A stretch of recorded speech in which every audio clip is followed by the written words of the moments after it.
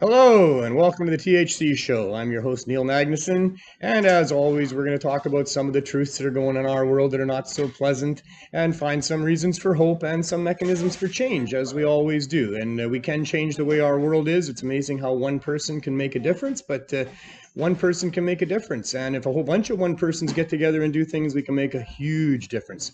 I want to shout out to Fred Bell. Actually, I should have done that a couple of weeks ago. He brought, he gave Glenn a bunch of these. Glenn bought them. Shout out to Glenn. And to Fred Bell. Fred's an awesome dude, and he's got a nice store there in Alberta going on, and you should go visit him and support that dude. The gendarme button. My friend Habib, he loves the gendarme, maybe gendarme, I'm not sure. I tried looking it up, I couldn't find it, but that's what he calls it. So he really enjoys the gendarme, and I guess lots of people do that. And he says that's the term for cannabis that's spreading like wildfire in Surrey and other places. So I wonder how that's going to be. So here in British Columbia, we've had an election called for October 24th. John Horgan has decided that even during a pandemic, we should go to the polls because he wants to have a majority government, and he's pretty confident he can get that because the Liberals aren't ready and the Greens are never going to take power. But we have some real issues with Mr. Horgan. He has not been our friend on the cannabis issue since the beginning. I met him before he was premier, and he promised me that he would lead the charge for access to medical cannabis through storefronts. Where are you, John? It's time, and we need you. Instead, he's had his CSU unit run around and shut down access to medical cannabis in dispensaries. So I don't think that we should be supporting Mr. Horgan's government. And unless he comes full circle on that in the next month or so, I think we should be voting green. So anyway, that's coming up. What's coming up tomorrow is a convention for the UBCM, the United BC Municipalities, and they're going to be voting to try to get rid of the marketing section of the BC Cannabis Act that does not allow for consumption on site anywhere, and that needs to change. So get a hold of your municipal politician. That vote is tomorrow. So a timely call between now and tomorrow around noon would probably be really, really good to help, push them into doing the right thing. It is absolutely outrageous and horrendous that people don't have places to consume cannabis.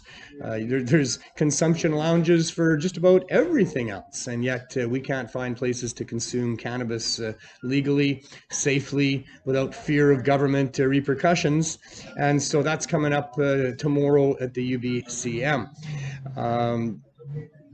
Horgan did say, however, that he was in favor of having a new system of bringing cannabis to the marketplace called FarmGate, which is a bit of a weird name, but apparently he would like to see people be able to actually go right to the suppliers and get their cannabis. And I know for people that are producing cannabis, they're looking forward to be able to produce it on site, to package it on site, and to sell it from that site. So, hopefully that goes, and that's kind of important to what we're trying to do here at the Healing Wave Cannabis Substitution Program. And I am broadcasting from our location again today. This is the low barrier access dispensary that we've set up in response to the city's motion to allow such things. And the city's motion was in response to our Cannabis Substitution Project that we ran for 3.5 years out of Vancouver, where we provided care packs for people of high dose edibles to help get them off of opioids. Coming up on the show today, we will have, as always, 8 out of 10 Glenn will be here to join me for the 420 session. Jerry Martin will be visiting us for the Martin Medical Moment. And my guest today will be Andrew Morgan, a longtime volunteer of the CSP, volunteer for some other places as well, and a real crusader for marijuana. I think he'll probably mention it once or twice during the interview. He loves marijuana. So other than that, a few other things going on in the world. Vermont has decided that they're going to have fixed expungement dates after legalization, so that at a particular point in time, all records for cannabis must be expunged, and that should certainly be the case in all jurisdictions, because there never was justification for giving anybody a criminal record for cannabis. It's never been a crime. It's not a crime. It never will be a crime. It couldn't possibly be a crime to simply have possession of some flowers that you think might help make you feel better. That, by definition, certainly is not and could never be a crime. And the fact that they made that a crime plan is an absolute blight on our so-called free democracy, the freedom that we're supposed to have here. We're supposed to have fundamental principles of justice that determine these things, and they were all abandoned because they don't fit with prohibiting cannabis. And prohibiting cannabis has been one of the main impetuses of the police in Canada and the politicians in Canada, all because there's trillions of dollars at stake in providing alternatives to what the cannabis plant can provide. And look at that, even in providing cannabis. All of these people who've spent their careers, not all of them, but a bunch of them that have spent their careers prohibiting cannabis, criminalizing people, ruining people's lives, demonizing this plant, lying through their teeth about it, making money because of that. Those people are now, in many cases, in charge of now selling us cannabis. I mean, I just find this completely so wrong that we had this campaign to criminalize cannabis users and criminalize the plant and to not allow people to have access to it so that they'd be forced into using pharmaceuticals and non-cannabis textiles and all the other things that they want us to use that they can patent and make money on. And we've made a really good case for legalization over the years at all of our protests and rallies and our pot TV shows and all the things that we've done. We were always making a really good case that wasting tax dollars, criminalizing people for trying to access a beneficial, non-lethal plant was absolutely wrong. And so they couldn't last much longer with us making the points as well as we were making them. Our 420 rallies here in Vancouver have grown to over 100,000 people showing up and being educated about these things. So they decided to give us what we were asking for. Unfortunately, we weren't asking for quite the right thing. We preached legalize and regulate and thought that that would get us legal status and get all of our vendor and grower friends to be accepted into the legal marketplace. But the evil empire of prohibitionists listened to that and said, well, we got to do something because we're losing this, so let's give them what they're asking for. We'll give them legalization. They can all have weed if they want, and we'll also regulate it. We'll regulate it to make sure that they can only get it from us, that we're the ones that are going to be the producers and we're the ones that are going to be the sellers. And other than 4 little plants that you can grow for yourself, if you have the space, if you have the place, you have to buy it off of them. And who are they? Well, they turn out to be the same people that were prohibiting it in the first place. And what are they going to sell it for? Higher prices than what it was when it was prohibited. Man, they must be just laughing all the way to the bank, these people, because that is quite the joke on us guys, isn't it? We asked them to legalize, regulate, and apologize. And instead of doing an apology, they just decide that they're going to sell us weed, and that all of their friends that have been making money on prohibition through this whole illegalization, decades and decades of criminalizing people, they all get to keep making money too, because weed is still prohibited for anybody that wants to grow it that's not part of Trudeau's cartel, or anybody that wants to sell it that's not part of Trudeau's cartel. So this is the horrible situation that's going on here, and this is the situation that we're still going to fight and address, and we're going to win in the end, because the truth will always win out. And the truth is, cannabis is one of the safest naturally occurring substances in our environment, and it's one of the best therapeutic components in our world here. Now I'm getting all flustered because the whole thing upsets the hell out of me, you know, and I just can't believe that we're still here fighting this battle, and that we've still got politicians lying about weed, and they're still putting up all kinds of a fight for us to even be allowed to provide cannabis to help save people's lives from the poisoned opioid drug supply. I mean, how wrong is that? That they're still going to stick to their guns about cannabis is bad and we've got to protect you from it, when it's a non-lethal alternative to the fentanyl crisis. And we're still fighting them. So what we've done in that respect, in our little fight here, is we moved our Cannabis Substitution Project indoors. Because we got the city to pass a motion allowing low barrier access, we set up a low barrier access dispensary. We actually had an arrangement with the city to do that, unlicensed, ahead of time, and then they would come in and see if we were doing it the way they thought it should be done, and then they would license us if it was the case. But that's not what happened. We got our storefront, we opened up, we've got our low barrier access going on here. And even though I was notifying the councillor who passed the motion all the way through, She didn't get here. City staff didn't get here to have a look at what we're doing to approve it. Instead, we had just some random visit by a licensing department employee who said, oh, you're selling cannabis. Let's see. No, you don't have a license. Oh, you have to stop doing that, which caused us to panic and contact a whole bunch of people and try to not be evicted from here, because they also threatened our landlord, and try to not be fined every day, because that's what they were threatening us with. And so that resulted in John Conroy and Jack Lloyd and some other really good people helping us out here. And John has been particularly amazing in putting together a fantastic description of the need that is here, of how we are meeting the need, and all of that as part of an application to the federal health minister for a ministerial exemption to allow us to continue to doing what we're doing here. All of that information has been sent last week, and we're awaiting a response. It was marked urgent and emergency because we were facing eviction from here. Because if we were to have to stop doing what we're doing here, people would die. We have 250 plus people that are now part of our cannabis substitution program. They were people, most of them, that were part of our Cannabis Substitution Project that ran out of Vancouver for 3.5 years. 260 people that are getting 420 milligrams of high-dose edibles every 4 days to help them combat their own use of opioids and to get off of street drugs. Many of them report complete success, that for a long time now, since they've been part of our program, they have not been using any of those street drugs. They're just using cannabis. And so now we're just waiting for a government response. Unfortunately, we had to spend all of this time in panic mode, racing around and trying to get things put together so that we could, in a timely fashion, appeal to the federal government to allow us an exemption from their criminalities for doing this to save people's lives. It's kind of ridiculous that we have to do that. It's really ridiculous in a free country where we're supposed to be the masters, and those people in government are supposed to be servants of ours.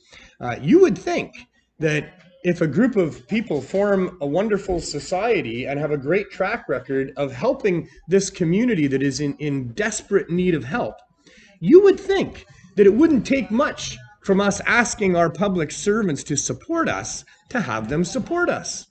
After all, we're the masters, they're the servants. We're the ones who are right here in the front lines, in the trenches. We've been doing it for years. We know what works. We know what this community needs. We are providing it properly to great acclaim. So many people every day come in here and thank us for what we're doing, tell us that they appreciate so much their ability to access cannabis either through our free program or from our dispensary, where we have low barrier access. Low barrier access means that you don't have to show ID like you do in government stores or even the other dispensaries. Low barrier access means that the prices are way down because we're trying to help people get off of street drugs. That means daily use. That means they're going to be using high dose cannabis daily, lots of it, for quite a while until they could wean themselves down to a more reasonable amount after having weaned themselves off of those other drugs that were risking their lives. So the prices are good, but the quality also has to be good. You can't have crap weed if you're going to be helping people get off of opioids. So you have to have weed that's going to be able to do the job.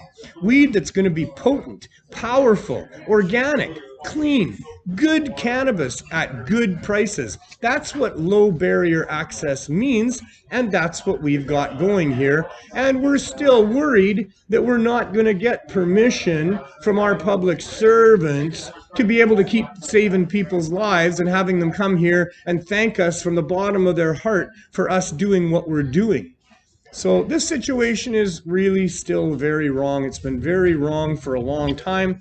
We have been lied to and cheated by our own public servants, and all of this is not an effort to protect public rights. It's not an effort to protect public health and safety.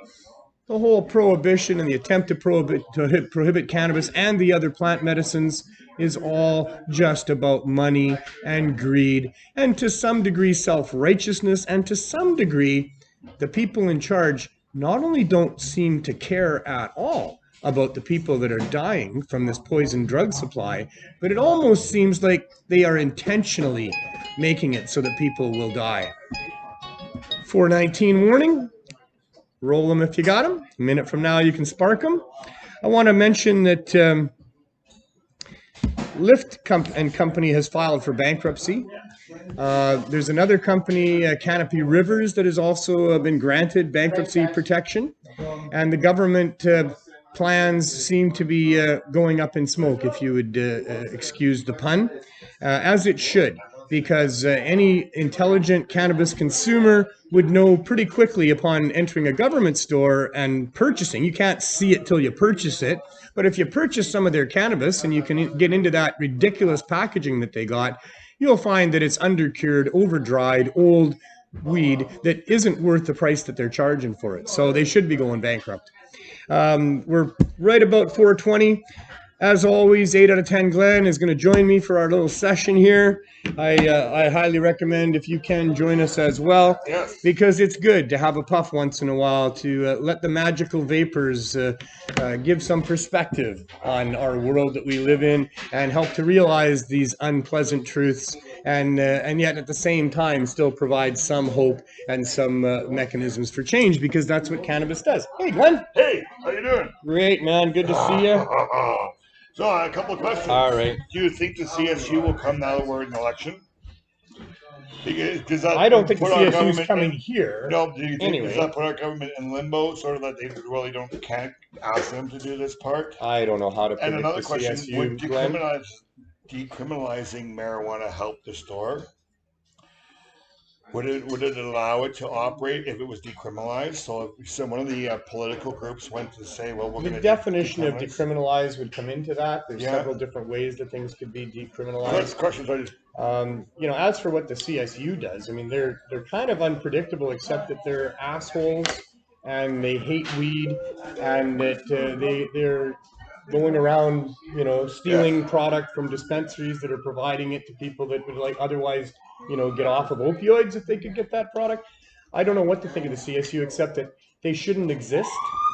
They should not only be disbanded with an apology, but they should probably be charged for what they did, because even though Farnworth told them to do it, they should know better. All of those individual human beings that have the job in the CSU, they should know better. They should do a little bit of looking into it themselves. They should listen to what the people say. They should look into history instead of just unethically collecting a paycheck to do a job that you're told to do. You should think about that job that you're told to do. And when you arrive at a place and what you're told to do is steal their product and shut them down, and the people there complain and argue and explain their position and cry and all the rest of it, you should really think twice and not do that. So yeah, I think the CSU should cease and desist immediately with an apology and probably reparations. And I don't know how they could even possibly do that. Come up with reparations for all the damage that they've done. Decriminalization would ruin the CSU, right? They would be no longer needed. I don't know. Because would decriminalization allow for storefront access to medical cannabis with producers and suppliers that are either testing their stuff or they're trusted by the dispensary? I mean, would that be allowed? I don't know. That's what the questions that are running through my head. I'm gonna light this and see what my brain says after I light it. Yeah, and Michelle and Doug, they're going after the CSU, and they got all their information. Shout out to Michelle and Doug Sikora. And actually, Douglas's birthday is in 2 days, so happy birthday, Happy birthday to you. Happy birthday, because I know he's watching. Yeah, happy birthday to you. Happy birthday, dear Doug, the candy man. Happy birthday to you. They do great work over in Gibson's. So apparently the 3 officers that came to visit have all given a different story in their statement. I see. Right, so Michelle's picking that apart. Cool. She's going to have fun with that one. Yes. Yeah. And thanks for the compliment on the shirt. I love the shirt. Great shirt. Nice. Even if it doesn't have the pin on it, because I forgot my pin. Yes. Yeah. But I could have borrowed a Neil's. You could have. Yes. He doesn't have his either. But you could have borrowed George's or Andrew's. We could borrow Jen without her knowing about it. Yeah, and there's or Mary's. And Mary, hey Mary, you're probably at home watching this. We got one for you too. Yeah, I got the whole staff one. So everybody's got one. Nice. Sal didn't want one, so Sal didn't get one. Really, he didn't. Remember? I know he didn't like it. Yeah, he said I don't want that. He said it doesn't look quite right. Well, maybe because it's been treated with something. Douglas says we're funny. I knew you were watching. Hey, Eric. They do awesome stuff over there, you know. Doug, he spends like hours and hours most nights when he can't sleep up making new candies and new edibles for people. Yep. I seen he had one recently. Michelle was just like, that's to die for. So do you think we should reach out to the new green leader? Sure, absolutely. Yeah. I'm sure we're going to be doing all of that. Yeah, maybe have her come and see the store, right? And then do something like that, right? I think that what we're doing here needs to be an issue in the election coming up here. Yeah, because the fentanyl deaths are definitely an issue, and this is attached to you're preventing those deaths, right? So. Yeah, I mean, Horgan, you know, shame on him, man. I mean, we've got this other epidemic going on here for 6 years now. Yeah. And, you know, where are the daily announcements of the 3 or 4 people that are dying every day from the poison drug supply? Where is all the money from government to come and address this? Where is the support for our store and others that would open if they were allowed to? People die, yes. Oh, man, I mean, he's just done a horrible job as premier so far with respect to this actual epidemic that's more affecting British Columbia than is the coronavirus, yes. And he's done a horrible job. We just have to look in our alley right here on the other side of this wall. We would see what's happening out there. Oh, man, right outside our door every day. Across the street. And where are any of them? No, they're not here. They're never here. Nope. Nobody's come to see our store. Nope. Nobody's come to see what's going on down here that I've ever seen. Well, the only Sam Sullivan comes down, but he's not in government They do anymore. that sleep thing in the wintertime. That's one time that they come down and see what's going on down here, right? They're going to pretend to be homeless for a night and see how it feels. And for charity, It never worked, because if they actually understood how it felt, they would not abandon these people. But I remember a lady who did it for a week or a month or something like that. A little while ago, a few years ago. They need to do something. It's just disgusting as can be, I'll tell you. Well, hopefully the election will. You know, they sent me a letter. The Licensing and Regulatory Secretariat of BC sent me a letter and said, you know, you've been writing letters to Premier Horgan and other MLAs and stuff, and we just want to tell you that, you know, we're doing a whole bunch for the opioid crisis. That's what they said. We've spent millions, they said, on the opioid crisis. And so don't worry about that. And as for your proposal, it's not a provincial issue. I don't know why medical wouldn't be a provincial issue, but that's what they said. And they said, and as for the federal government, well, they're not going to help you because, you know, they're not going to allow for that. I wrote him back. I said, shame on you. You have done absolutely zero for the actual opioid epidemic here with respect to allowing an option for cannabis. Zero. Not just zero. They've spent millions of dollars shutting down dispensaries. So shame on them. And also millions of dollars allowing more nurses and doctors to prescribe the opioids now. And the millions of dollars that they say they're spending is going into the pockets of the pharmaceutical companies to come up with pharmaceutical options for people other than what's on the street. This is the real option. This is the safe supply that people should really be involved with, because cannabis is non-lethal. Cannabis, or especially high-dose edibles, really works for people. It really does do the job that people need to get off of those opioids. Personally, my doctor was from South Africa when he first came here. He was dead against cannabis. I have turned him around. He is so happy I'm not on sleeping pills anymore. And I'm sleeping regularly. I've lost weight with cannabis and stuff like that. And Michelle is saying that we need to talk to David Eby too. Yeah, Michelle Sikora, yes. Yeah, we're going to be all over the NDP, all over the Greens. We're going to be figuring out what they're going to do about this. We're going to get responses from them. And Neil and I were talking before the show about figuring out where Horgan's going to be and corner him somewhere. And, you know. Yeah, because he's already doing selfies with people. He was doing an elbow selfie with somebody already. So I see. We just can talk to him, right? Yeah. What are you going to do for us, Mr. Horgan? What are you going to do for us? I know you wrote a letter for Ted Smith. That was very nice of you, but there's more you can do. There's lots more that you can do. And you can shut down the CSU right away. Have you heard the contents of that letter? No. It's not what you think. No? No. Oh. No. There was no promise that the CSU would have. Apparently what happened was the letter that the city wrote for him before got put into the wrong pile of mail. And so that letter came in afterwards, and he was like, oh, we're so happy because now the city actually got the letter. But apparently, I'm not going to say the source, but we know the source because I was there on the weekend, and they said that there was nothing in the letter that states that they're not going to come out after him again. So... well, let's see what they do. Now there's an election. So Farnworth is still an evil criminal. Yeah. And Horgan is his boss, so he's really where the buck stops for all this stuff. And let's find out. Let's find out why they've done so little and why they've caused the harm that they've caused, and let's find out what they're going to do down the road here. I'd like to know. Yeah, even And Doug I said think we're all voting green, aren't we? even Doug said the same thing. The government giving more pharmaceuticals to replace toxic drug places is totally wrong. Totally wrong. Totally wrong. Totally Cannabis wrong. saves lives. It's not what the street people want. It's not what they need. They need to have access here. Yeah. They need to have this promoted by government so that the people out there understand that they can get it. It can work for them. Yep. They don't have to be addicted to those opioids. You know, the reason that they don't get off them is because of withdrawal. Yeah. You know, lots of people get to the point where they're sick of taking opioids. They're sick of having their bowels messed up. They're sick of how their stomach feels. They're sick of all the shit that gets put into the drugs that they're buying on the street and stuff. They want out, but they can't get out. Yep. Because withdrawal is so painful and so bad. It's worse than the way that just taking the medicine. Oh, fuck yeah. Yeah. Taking the medicine. But cannabis will help that worst part. We learned that at the herb school. That, you know, they would come and tell us a couple of good strong brownies gets us right through the night, you know, and then we, you know, in the morning, you wake up in the morning and on you're a different path. path. Yes.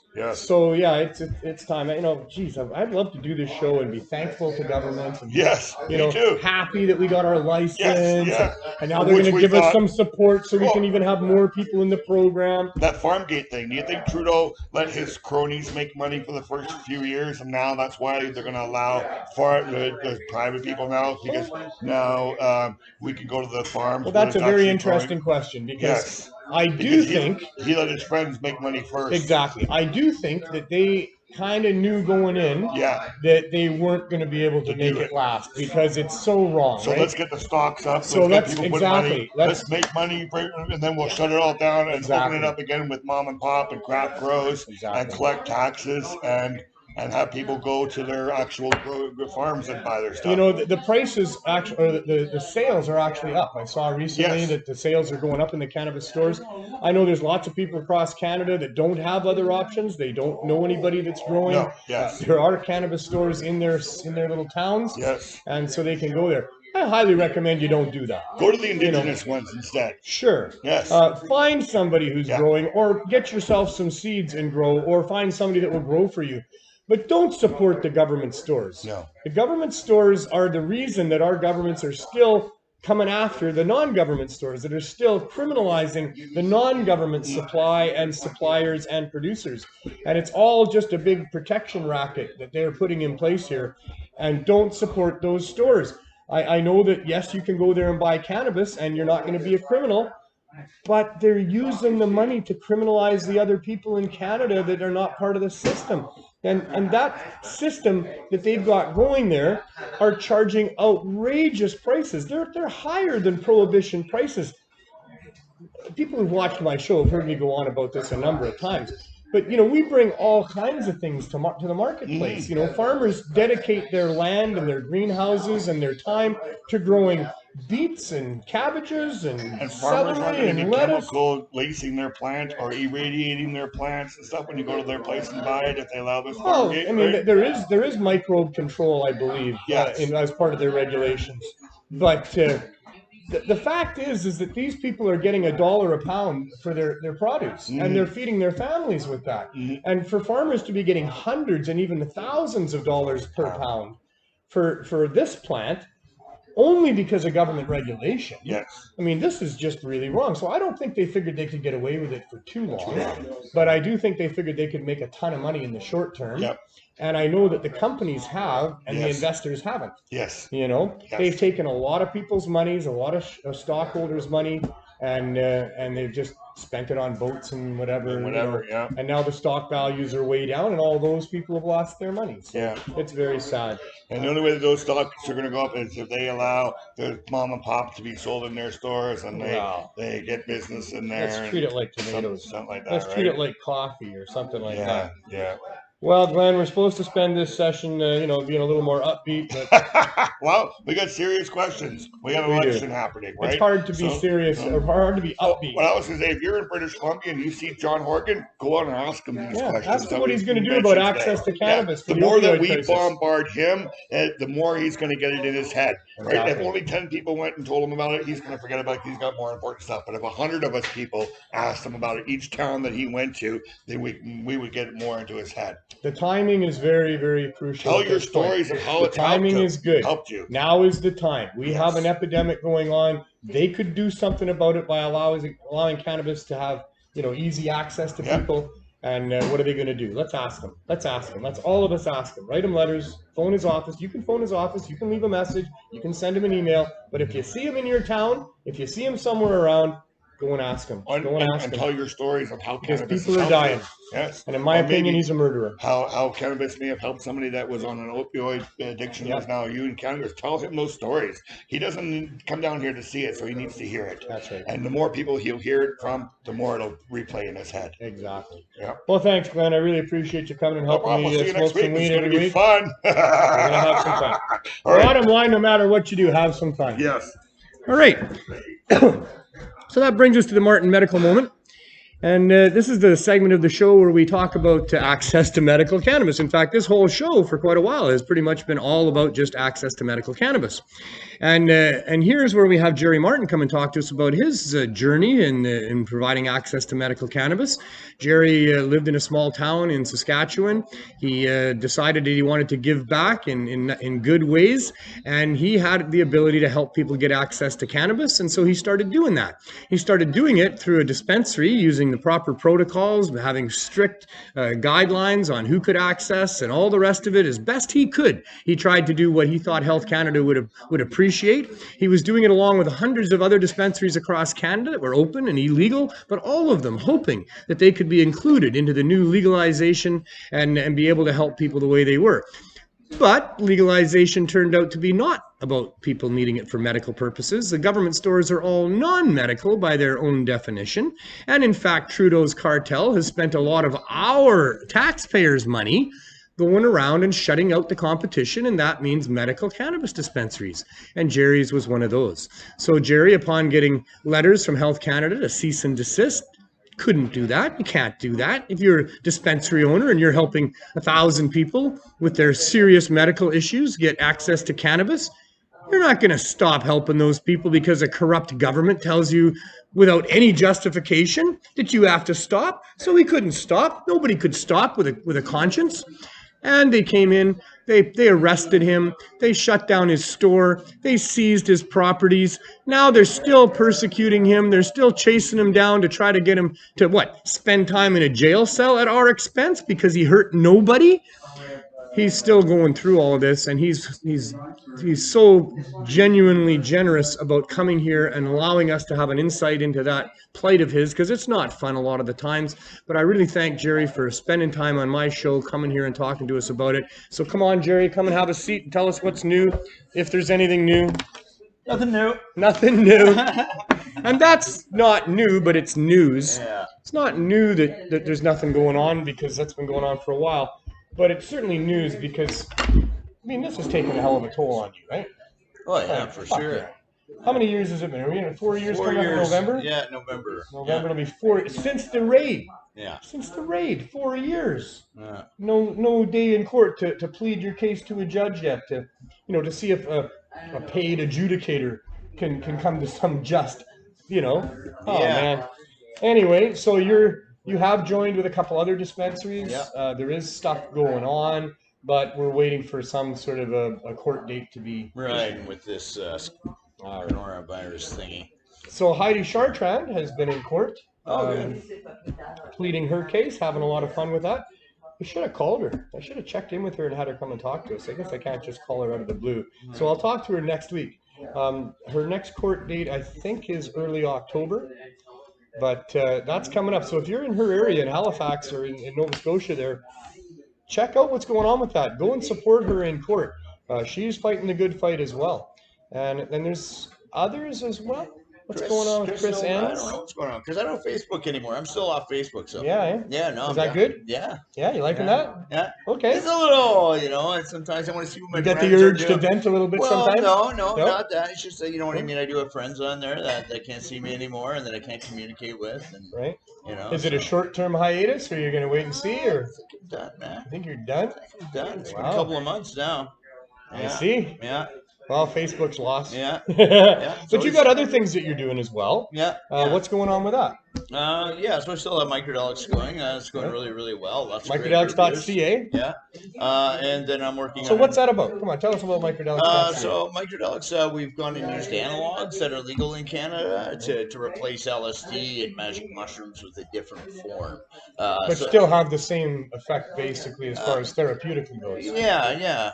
So the 1P-LSD converts into LSD-25, the most common type of LSD, after you put it into water or into your body. And it's been found effective for depression and addiction. Yeah, and especially anxiety. for depression. They just did a new study on LSD and pain replacing opiates. I see. Yeah, so yeah, Well, that's very interesting as well. It's at a 20 microgram or a 20 UG range.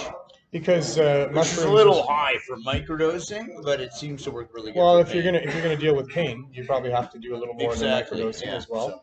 And mushrooms as well are effective for pain and depression and addiction and all of those things. In fact, our federal health minister has now, what did she do? She allowed for the use of magic mushrooms with some certain patients. Well, yeah, with Bruce Tobin's 4 patients there. Right. And that's really opened up the doors, Wall Street and everything else, too. So now the investors are wanting to come in, which is going to open up the doors. Hopefully it doesn't go the same way as cannabis. It is a little bit of a different product, so let's hope they do this. And we're hoping that because she's now been open to that she'll also, consider what we're asking her to do here and allowing this to exist. Yeah. Contrary to the Cannabis Act. Psychedelics and cannabis are on the very bottom of the list of harmful things when it comes to drugs. So that's right. They should there was a lot of fear mongering going on decades ago about those things, and it turns out that's not the case at all. So fairly safe to use, and if you're having trouble with depression, anxiety, drug addiction, those kind of things, try microdosing and check out microdelics.ca. Yeah, and get rid of Facebook. Get rid of Facebook. Well, then they won't see my posts. Hey, there's always isn't there a Cannabis Culture page or YouTube? I don't use any of those. No, there used to be the Cannabis Culture forum. I'm pretty sure that was the first Facebook. It comes up on YouTube. I get alerts. So. Do you? Yeah. Oh, okay. Well, that's good to know. I just use it as a broadcast medium. I do like Facebook. I mean, Facebook's good for a lot of different things. Just for me personally, it's just this. It has its pros and cons. It's an emotion feeder, right? They're trying to keep you involved, and they'll do anything, including pushing your emotions to keep you going. Right? A lot of that's coming out now. It changed me as a person, and I don't like that. So. I see. Yeah, there's a lot of that going around at this point too. That there's a lot of conversation about how the data collecting that they're using to manipulate people into all kinds of different things. Well, such as that. Teenage girls, suicide rates have tripled in social media because you got 10,000 people commenting on on your ears or something. You know what I mean? I certainly knew there was some of that. I didn't realize the numbers were that staggering. Yeah, we're not designed for that kind of criticism. And Neil, what's the name of that movie that's out? Yeah, good movie. Social Dilemma. The Social Dilemma. Yeah. Great movie. Yeah. I'd shut down Facebook before that, but it's really informative. We're living in very strange times. These are by presidents of Google and CEOs, and these are the guys that made this stuff, right? Yeah. So, yeah, and there's a lot of concern amongst those people that were responsible for what's going on right now, and I guess there should be. We are, if you're not looking at it, it's not affecting you. But for all the people that are looking at it, I mean, they're really manipulating your opinions. They're manipulating all kinds of things. They're starting wars. They keep such a detailed file on every person. Everything that you do, they're aware of. And they've got algorithms that analyze all of those things, and then they can figure out how they can shift you and how they can get you here. Yeah. We've really put a very dangerous tool in the hands of people. And they have no limits is the thing. Pushing a little bit to keep you engaged is one thing, but when they start messing with your emotions and your, and things like that, that's gone too far. Yeah. And I'm sure they're running experiments. I'm sure they're saying, well, let's take this 10,000 group of people and just see what happens if we do this. Yeah. I'm sure there's a lot of that going on here, and none of it is ethical. All of it is outside of the realm of what they should be doing, because we have our privacy rights, and I think that we've really lost sight of that a little bit. Everybody signs those all away. They do. With the extremely long Look at what they're asking you to sign when you sign up. Read that stuff, and that'll give you a sense of what it is that they're after and what they can do. Everything they own everything. On there. Yeah, whatever you post becomes theirs. Any pictures you put up becomes theirs, and lots more than that. And they work with law enforcement. Well, and they're not friendly to the whole cannabis issue. Yeah. I mean, which could be good in certain things, I guess. You know, when you're looking for our movie now. I made a movie back in 2010. It's on YouTube. It's called Still Trippin', Trans Canada Highway. You can find it there, but you can't watch it if you're a minor. Right. Well, they do have new child laws, which is good. Well, not in this case. All my YouTube videos had to go through. I mean, I might have swore once or twice during that movie. I'm not sure, but kids hear swear words. That shouldn't be enough to keep it from their sight. And there's a hell of a lot of good information in our movie that the young generation needs to have. And so they've decided that they can't access my movie now because it's talking about pot, and pot's illegal in places. Well, oh my God, this is not their right. It's not illegal here. Not really. Well, they should apply depending how you look at it to the entire world. It should be done individually. It makes me wonder who their masters are. You know, where they're. They are the masters. Which stocks that are enriching them. Yeah. You know, which companies that they're supporting to put down cannabis. Is it the alcohol industry? Is it the pharmaceutical industry? You know, which industry? Maybe it's the law enforcement industry that really wants to have cannabis illegal. Well, they do. They do get big bucks from that. Not the individual officers who don't like having some young person about to get a criminal record in the back of their car for simply being caught with a joint, but the police unions, they love cannabis laws, and you know this gives this jails full and people employed. Well, it keeps people employed. It keeps their court systems, their union members paying their mortgages. Yeah. And without cannabis, there's not that much crime, you know, for them to deal with. In fact, without drug prohibition, there's not that much crime going on. Drug prohibition Nobody's got to commit crimes to get drugs if they're not illegal. It drives almost all of the petty crime and petty thefts that go on. It drives so much of the criminality that's going on here. Every time a gangster gets shot because they're fighting over turf, that costs you and me $1 million minimum. Just to investigate, where they never find the shooters because these are professionals that they're engaging. Or they just don't care down here either. Oh, down here they don't care. Yeah. But you know, I was watching them outside here today. Person lying on the ground and just drive around the car. Yeah. I mean, that person could be dead. I don't know, you know. It's weird. That's what really bothers me the most down here is when I see government policies at work. And I can't help but thinking they want to kill these people. Oh, heard. They don't. Not only do they not care, Yeah. But they actively want to, you know, put them down. Yeah. They do. Yeah, and that's if they're trying to euthanize. And these are our brothers and sisters. These are people's sons and daughters. These are still human beings that deserve an opportunity to be rescued. And they didn't ask for their plight in life. I gotta say, last week I saw a good cop. Did you? There's good cops. And I went up and I said something to him. It's something for you to say that. Yeah, it is something for me to say that. It is. So what did this good cop do? Well, there's this one guy, this one homeless guy, Neil, that's where I go eat every day. And I can lend this guy money. And at the end of the month, he's right there when I pull up to give me that money back. Nice. You know, so there's really good guys out there. Anyways, he had a little bit to drink, and that's his thing. And but instead of the cops coming up and you know, harassing him and throwing him back in jail, which they had been doing, I see him go in the back of his car and he brings him out a fresh pair of socks. Nice. And that was cool. And, that's kind of more along the lines of what policing should be. Yeah, he was doing a service. Right? Peace officers should have what people need when they're in trouble, down and out like that. Yeah. And they not should insulted be. And beaten. No, too often they just add to the trauma. Exactly. Yeah, just like they added to your trauma, and they're still adding to your trauma. I sure hope they. I don't know. I was going to say I sure hope that they drop your case soon.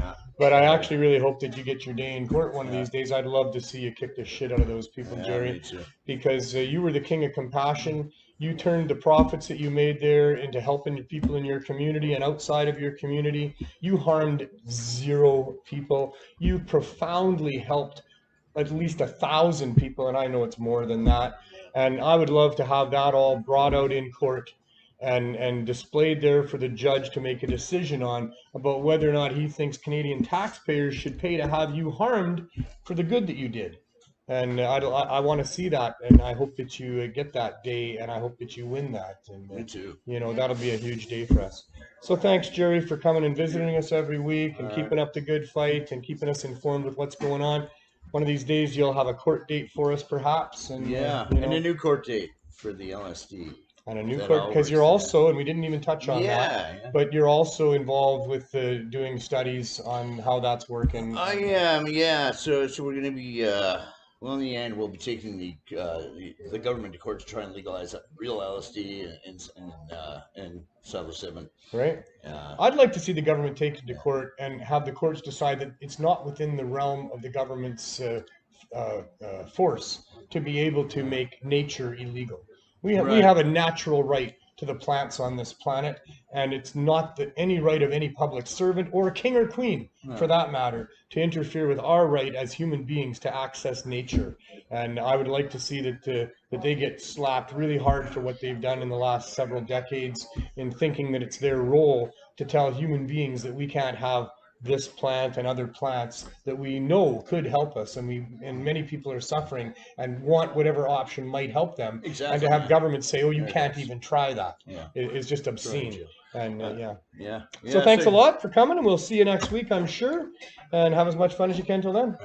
All right. Am I still live? I guess I'm still live. Sometimes Neil sticks a video right in that little section right there, but in this case, we're going to go right to our main interview. And I'm very pleased to have on the show today a fellow who's become very, very close to my heart.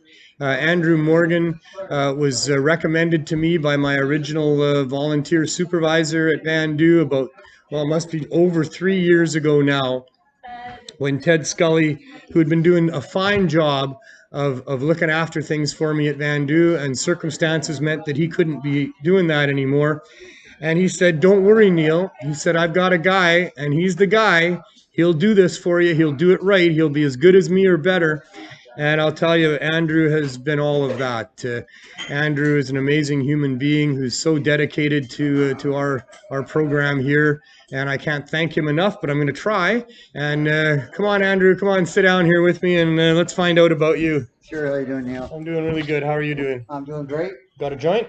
Yes, we do. All right, just checking, I'm set. So you've been volunteering for us for how long? Over 3 years. Do you have a date, you know? I don't know. I came about... was it June? May? I know that I took over maybe about a month after. So we started in February, so it might have been in April or something like that. Yeah, I started rolling first, and then I just took right over because Ted was getting too much Right, work. So you were there as a roller, were you?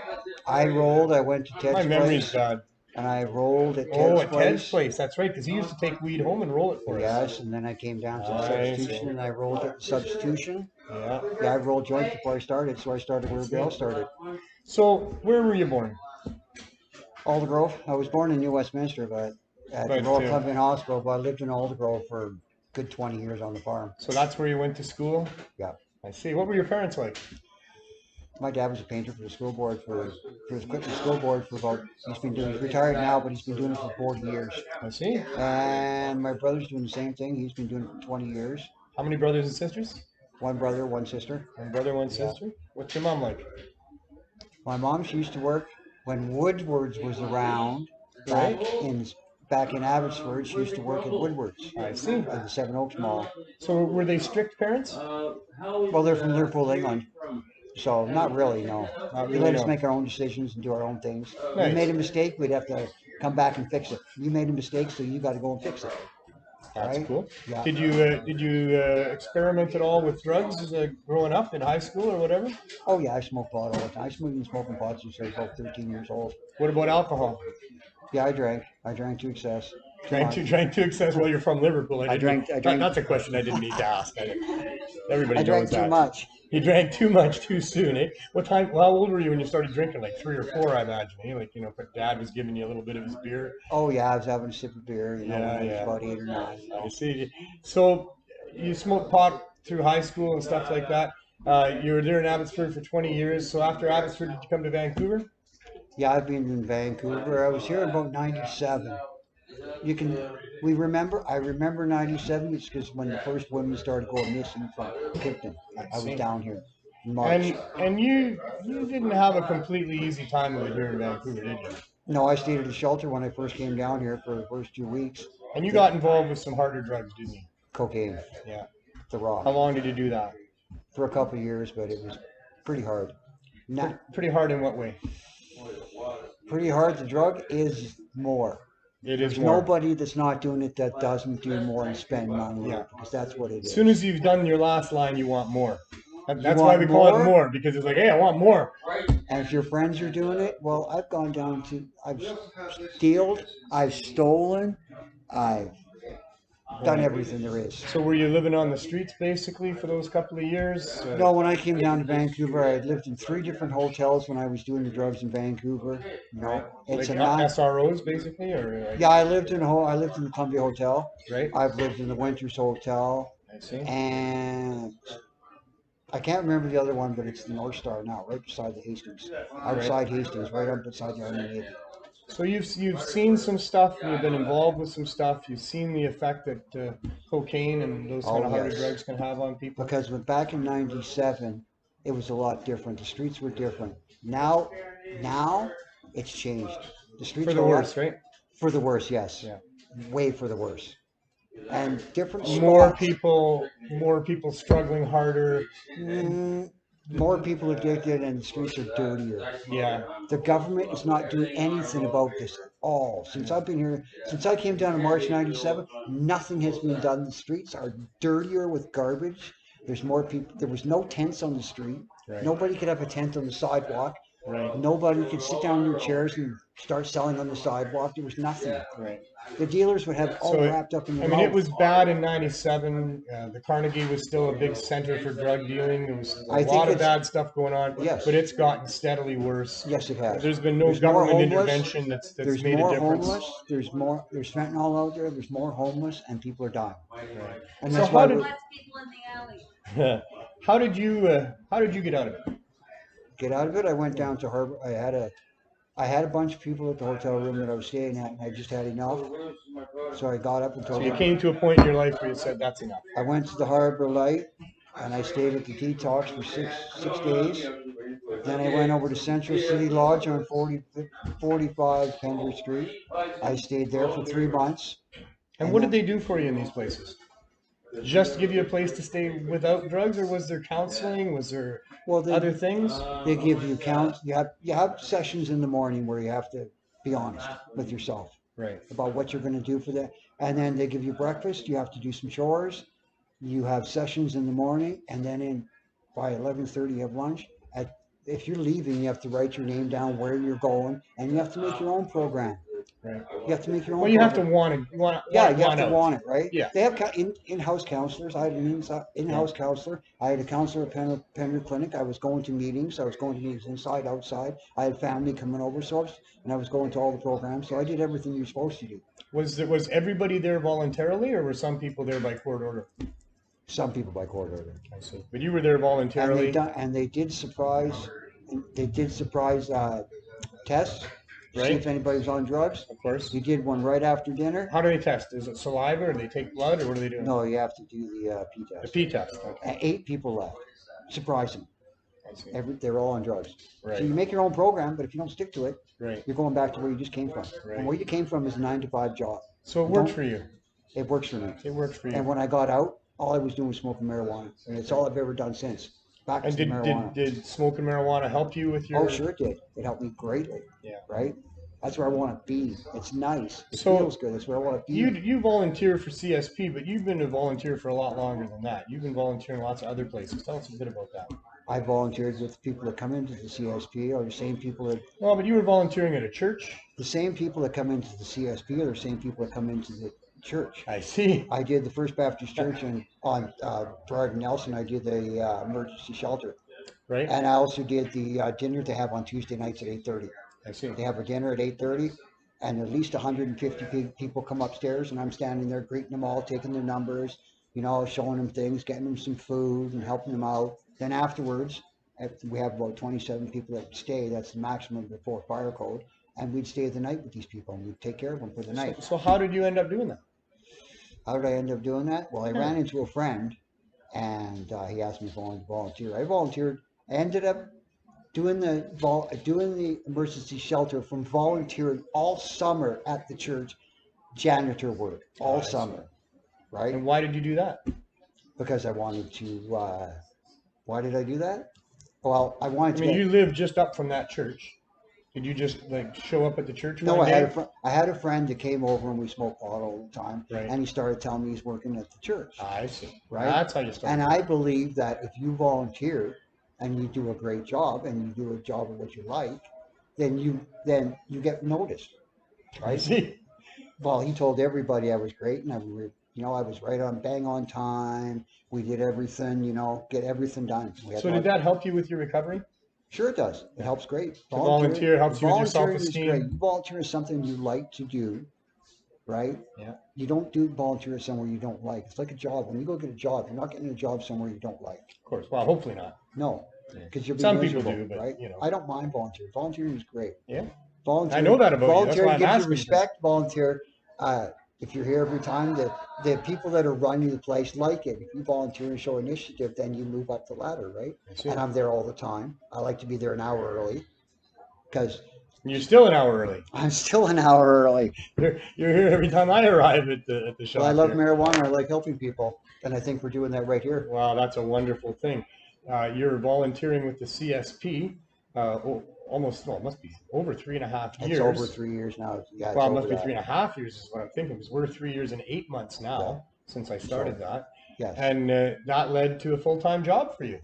Yes, it did. I put the initiative in and the drive, and you never missed at Vandu. The only time I missed at Vandu was when I was very sick. Yeah, you were sick once. That's it. In 3.5 years. I love marijuana. And you're here 6 days a week? Because I believe marijuana works for everybody. Everybody should be on marijuana, because if we were on marijuana, things would be a lot easier and simpler. It wouldn't be so hard out there for people. So how has it changed for you from what we were doing at Vandu twice a week to what we're doing here? Well, here now the people don't have to wait outside the 4 or 5 hours. They're waiting. Right. I usually get, sometimes I'm there at 10 o'clock. We don't start till 11:30, 12. Right. And there's people in line already. That's a long wait. It's a long wait. For people that have mobility issues and things like that, it's a really long wait. It's a long wait. Now they only wait about... So you feel like I feel like it's a real blessing that we're not there doing that like that anymore. It's easier for them now. Way easier for them. And the selection is way better. They get to choose now. Yeah, they because we just gave them. They didn't get the opportunity to choose because we had... Well, we let them choose between a care pack that had a sativa gummy and one that had a half and half sativa gummy, and one that had a half and half indica gummy, and one that had a full-on THC gummy, and they got to choose like that. But otherwise, it was all just, the rest of it was just put into a bag. And I was trying to do that because I wanted to get a sense of what people would choose.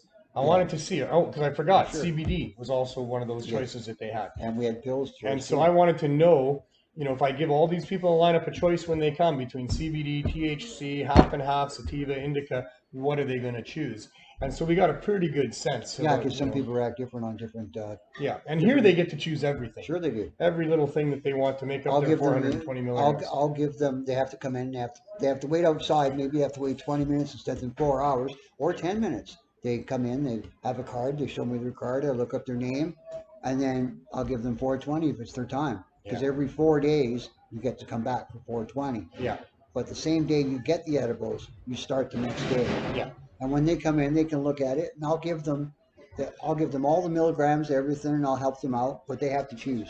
Yeah. And they have to fill out a form. You force them to choose. Some of them want you to choose, but you make them choose. I can't do that for them, because if I'm choosing, it's not right. Right. Because I might choose something, they go home and they don't like it. Right. Well, at least then they'd find out they didn't like it. Yeah, and they would exactly. know next time. But it's a lot easier for them now. Well, I think it's good that you put the onus on them to choose what they want, and you kind of force them into that a little bit. And we're gonna have, and we have 248 members. We signed up 2 members today. Right. And we have 153 members. And now we're going to cap it again. 200. We're going to cap it at 250. That's for the CSP members. The waiting list is 153. We had how many people here yesterday? 60. 60 people for the CSP in one day. 60 times 420 is about 25,000 milligrams. So we gave out 25,000 milligrams here. Because everybody got 420. They're all eligible. Incredible. So you get to see the people that are in our program. Some of them are really struggling. Sure they are. Describe for us some of the issues that they're going to come and they're going to get.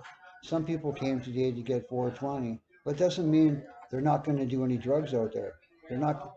If Some do and if some don't. someone's going to offer, yeah, some of them are. If some get offered drugs, they might do it, and the other ones might say, "No, I'm on the program. I'm going to try it." Yeah, some of them tell me that they're not using anything else, and others, you know, if they're new members, until they've come for a bit, they got to get these edibles into their system and see how they work before they come, right? But they come really struggling sometimes, eh? Sure, they do.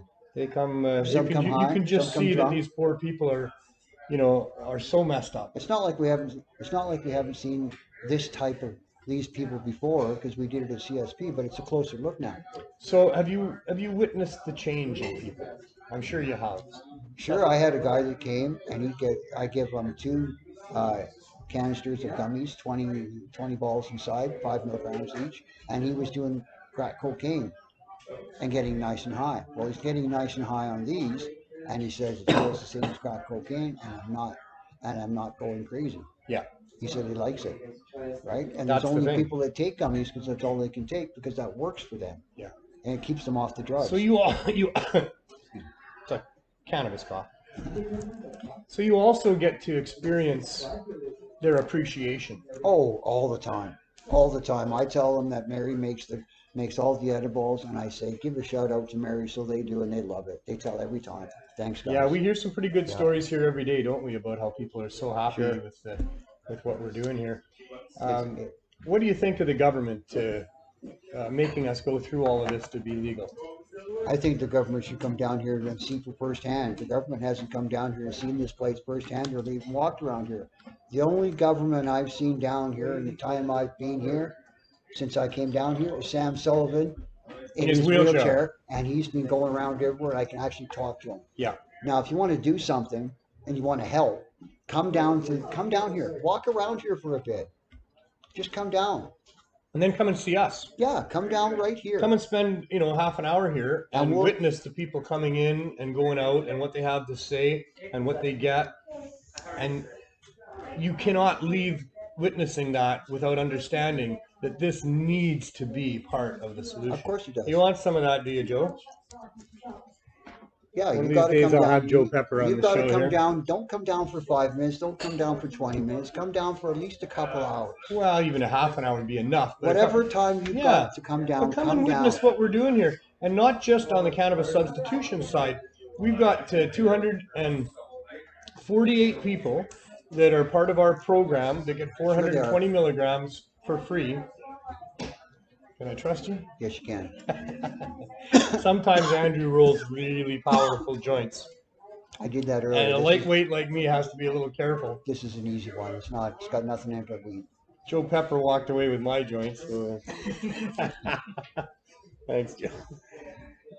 See, we're having fun down here. Everybody that comes in here, and even if they buy or they come to CSP, they always say thanks for what you're doing. Thanks a lot for being here. Thanks for the price. Thanks for what you're doing. So we're down here doing something right, and you can't on both sides, and you can't take that away from us. And that's what I was alluding to before. Is we've got 248 people on the cannabis substitution program side of things, but in this dispensary we have the Healing Wave Dispensary, and it's also membership only. People have to be members.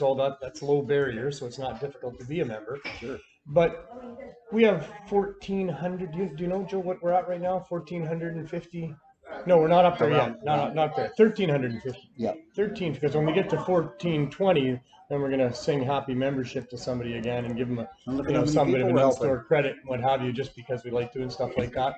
But those 1,350 people that have come here and signed up since we opened a few months ago, it's really important for them as well, for many of them, because the idea of that side of things is that there are people who are struggling with addiction to opioids and other street drugs that are at risk of dying because of the poison drug supply, that are embarrassed about it, that wouldn't come down here and sign up to be part of a program where they, admit, who they are and what they're doing and the, the drugs that they're taking, because that's part of the program.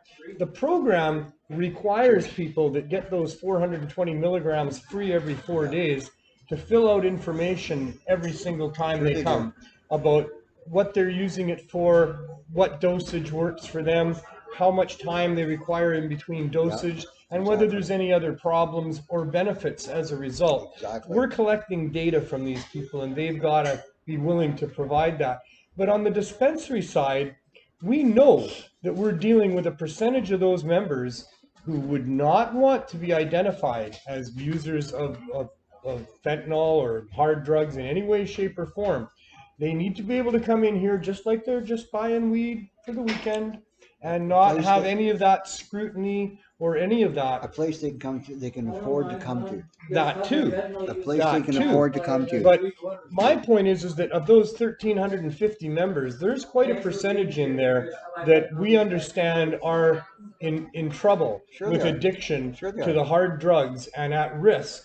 And we're providing for them a place to come where they can get access without any of that scrutiny, and they can feel without anything they can like feel that. accepted here because we can make them feel welcome here, right? For sure we do. Some And then now places your don't. point about affordability, that we're dealing with people that are homeless, Sure people we that are. are living in Sure we are. poverty, people that can't maintain a job because We had some of people- the circumstances We in had life. some people today that came in, made $10, went out bottling, made $10, and came back here to buy some weed. That's what his intention was today, to stay off the drugs. There's And two if of them people are today. going to get off of other drugs by using cannabis, it's a daily use situation. Sure it is. They've got to use several times a day, high dose edibles, or a few times a day probably, to be able to do that. So if you were going to do that from a government store, have you been in a government store? Yes, I have. Have you seen the edibles they have for sale there? Yes, I have. They're terrible. Well, they're a lot of candy, a lot of sugar That's for a lot of for a sugar. little bit of cannabinoids. Yes. And the little bit of cannabinoids is capped at 10 milligrams Yes, that they it will is. sell you. 10 milligrams would do nothing for the people that are here. The cost is really prohibitive in the You'd have to government spend stores. a lot of you. Even at the other dispensaries, the cost of edibles is really prohibitive. If you're going to have to use, say, 2 or 3 times a day, and it's going to cost you 10 times every time you do that, $30 a day, that's $1,000 a month that you're going to put out just on trying to. Of course it is, because you're going to have So to. you need to have edibles that you can get a lot cheaper than. We have caps here that are $2 a piece, and we don't have any that are more expensive. All of We our have caps are gummies here at $2 a 150 piece. milligrams So you each. can take 5 caps a day, and it's going to cost you See, if $10. you need a high dose, we have caramels here that are 150 milligrams each. Right. You buy one of those bags or a couple of bags, and you're set. Well, for a there's high 5 dose. caramels per bag Yes. at 150 There is. milligrams per caramel. That's 750 milligrams in one bag for $10. And we have some over in the CSP, and I've had many people say the CSP that they work excellent for what I need. Oh, those caramels work what really I'm well. doing out there, my drug, I take one of these and I don't need it. It's too high for me. I don't need it. I like that sensation. Right. Because eating too much isn't good either. And people can overdose on eating too much cannabis. We've been told that Sure two of those caramels or saltwater candies that are 150 milligrams each. We've been told two is too many by a lot of people. So you can green out, and you can have an uncomfortable Yes, you can. experience. Exactly. We need to have people guided through their experience. We need to be able to counsel people that come here about not taking too much. Yes, exactly. We need that. It's important because when they come across our store, somebody tells them there's a place, somebody says, hey, this is working for me, so they come here.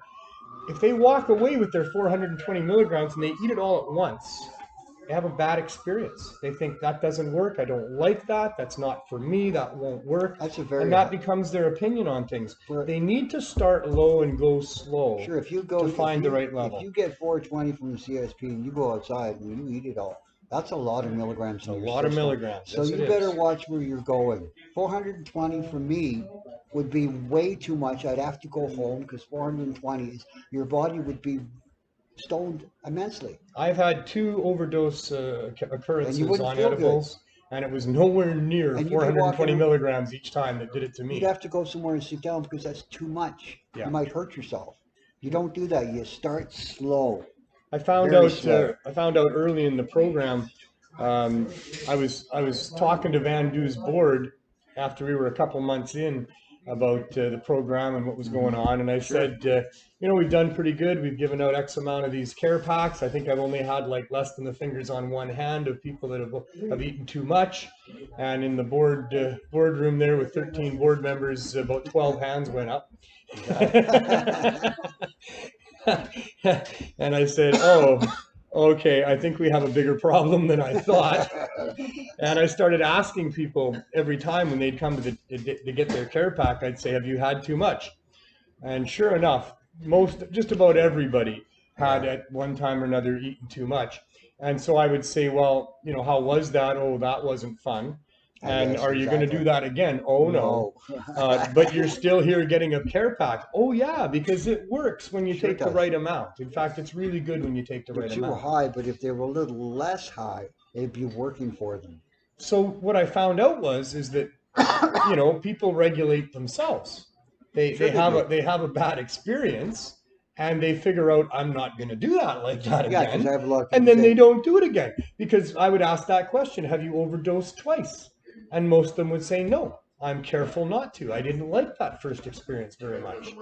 So they self-regulate. We don't need public servants being our conscience, being our mothers, being our nannies, you know, dictating to us how much we can have or buy at a particular time. No, we don't want We can figure that shit out ourselves. We don't need that. We don't So, want to be you know, robots. No. I mean, how much whiskey can you buy at one time? You know? Yeah, exactly. You can buy commercial tobacco. It's not real tobacco, by the way. No. It's a derivative of the tobacco plant that is sprayed onto shredded paper and added to with a whole bunch of very poisonous carcinogenic additives to make it more addictive for people. You can buy that stuff and you can eat it if you want. Sure you can. It'll kill you right away. Sure, well, it'll kill you right away. Don't do that. No. Don't do that. Don't ever eat a cigarette. That stuff will kill you. But you can buy that. Yeah. You can buy all kinds of things in stores where if you take too much, it'll kill you. And in some cases, it doesn't take that much to kill you. No, it doesn't. You can kill yourself on potatoes. You can kill yourself on vegetables. You can kill yourself on just about everything you can ingest from a drugstore, a grocery store, from your garden, from all your house plants. Sure you can.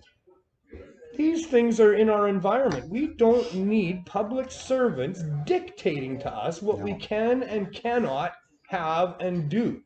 We need them to tell us the truth about the things that have some potential for danger. Yeah, that's what we need our public servants for. We need to have them regulate things that are problematic in the most reasonable ways possible, in the least intrusive ways possible on us free people. And the vast majority of the things that are problematic are dealt with simple words. Yeah. They just put on the label. Of course they do. You know, don't take more than 4 of these in a 4-hour period. Or this much can kill you. Those things that have potentials, we just need to be told about it. We certainly don't want to be dictated to about it. No. When public servants get in the business of being our conscience and our mothers and nannies, it never turns out well. No. Never. They don't really have our best interests in mind. They don't know us, because everybody's an individual. Sure they are. And not one thing works for everybody. And some things that work for almost nobody work well for somebody. Sure they do. So, you know, we've got some lessons to learn as people here as we evolve our democracy and as we move forward here. Sure we better be smart about it, and we better be on it, because things are moving fast. And I'll tell you, the corporate elite are on it. Sure they are. They know what motivates us. They know how to sell us their crap. They know how to get away with stuff. They're on it. They know how to infringe on our rights. They know how to take advantage of shit. They've got teams of people paid enormous sums of money to figure out how to market, how to get around things, how to find loopholes, how to get away with shit. They're on it. And they've been doing it for We quite a need to while. be on it. We need to, yes. We as people need to be on it because this is us that's involved here. We're the course we ones are. that are being hurt by all of this. When our governments get bought out by these corporate elite people and they decide to regulate in favor of the corporations at the expense of us, we're the ones that are being harmed by all of this. So, you know, be vigilant as human beings. You weren't brought here and told you have to do shit with respect to life. Let's work together. But I'll tell you, we do have to do stuff when it comes to life. It's not just a free ride because it's not going to be free. No, it never. And if you want a free ride and you want a good life, then you have to work at it. And we all have to work at it. You have to work at it. Because if you don't, it's going to be taken away from us. If you don't, pretty soon we're going to be regulated into being flipping slaves for these people. And you know, it's happened over the course of history repeatedly. It's happening right now in other places around the world. Oh, sure it is. And if we want our democracy to go in an evolving way towards more rights, more freedoms, then we've got to work at that. Because if we don't, it's going to go the other way. And they're going to continue to take our rights and our freedoms away from us. So, and they're doing it right now, right here. Right now, right here. Right now, right here. We are witnessing it firsthand at our little dispensary here as we live in panic mode because we're afraid of our public servants stopping us from helping people. I need to help people. It's who I am as a human being. Nature. And I have found what is right for me here, doing this.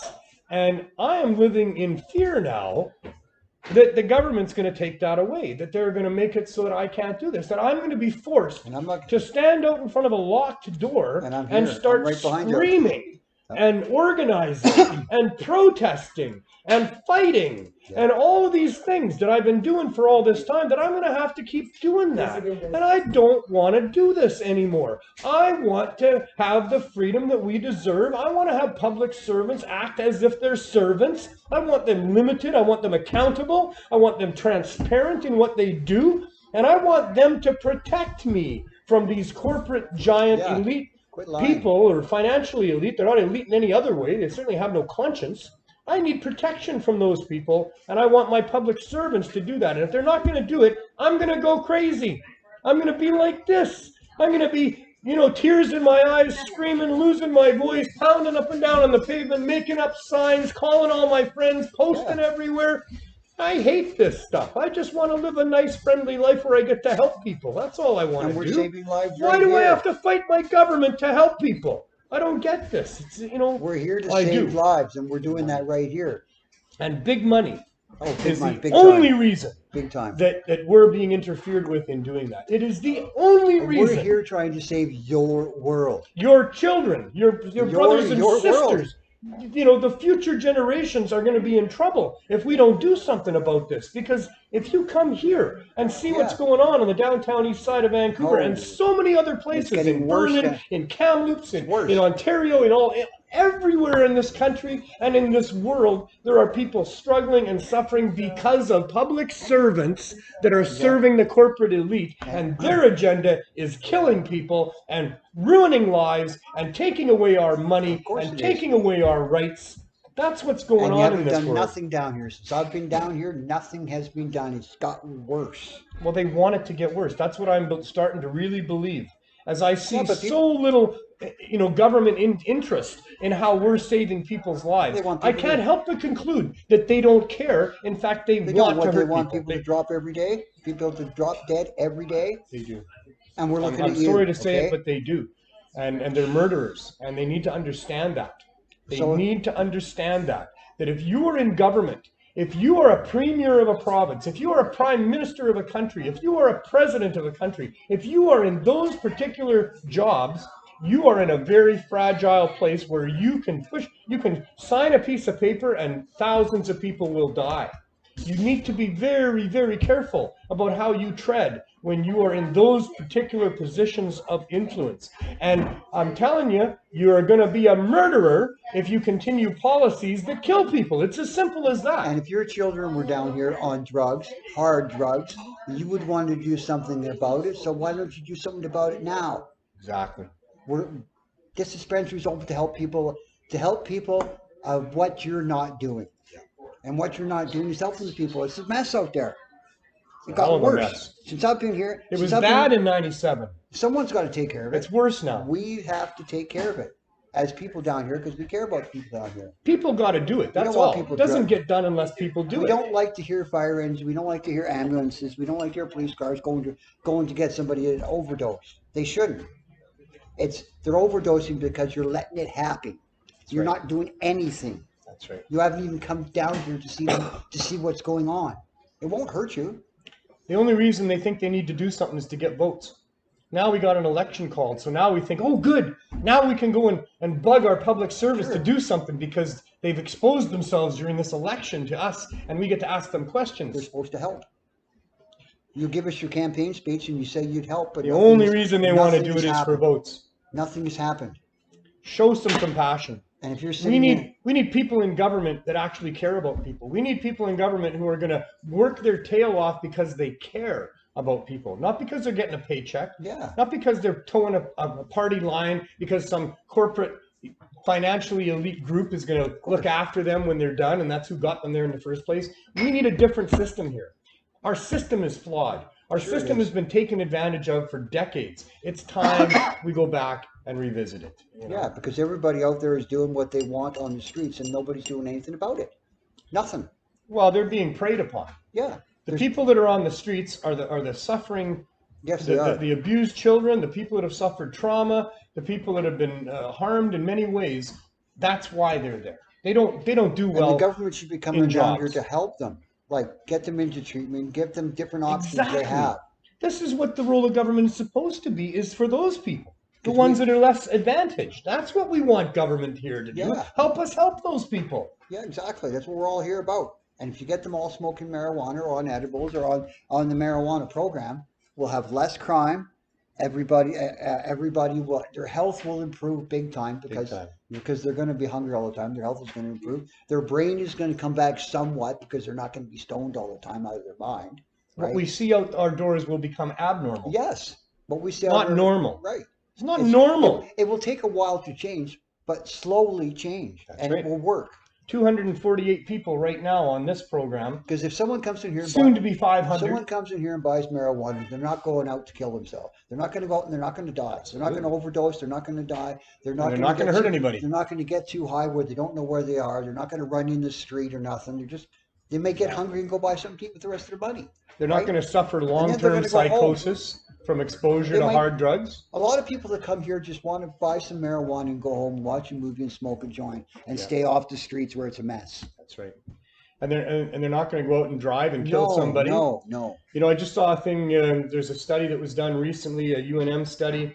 No, it wasn't a UNM study. It was another study that showed that, and we've known this as people involved in the community for a long time, but cannabis resides in the tissue for a long time. Oh, sure. Regular users of cannabis, they're showing, you know, large nanograms of cannabis within their systems. Oh, sure we are. Days and days afterwards, up to 30 days and 30 beyond. Days, yes. So that's really going to throw a wrench into the testing that's going on. In many states, they're using minimum amounts of these nanograms of cannabis in a person's system to prohibit them from driving and seize their vehicles and all the rest of that.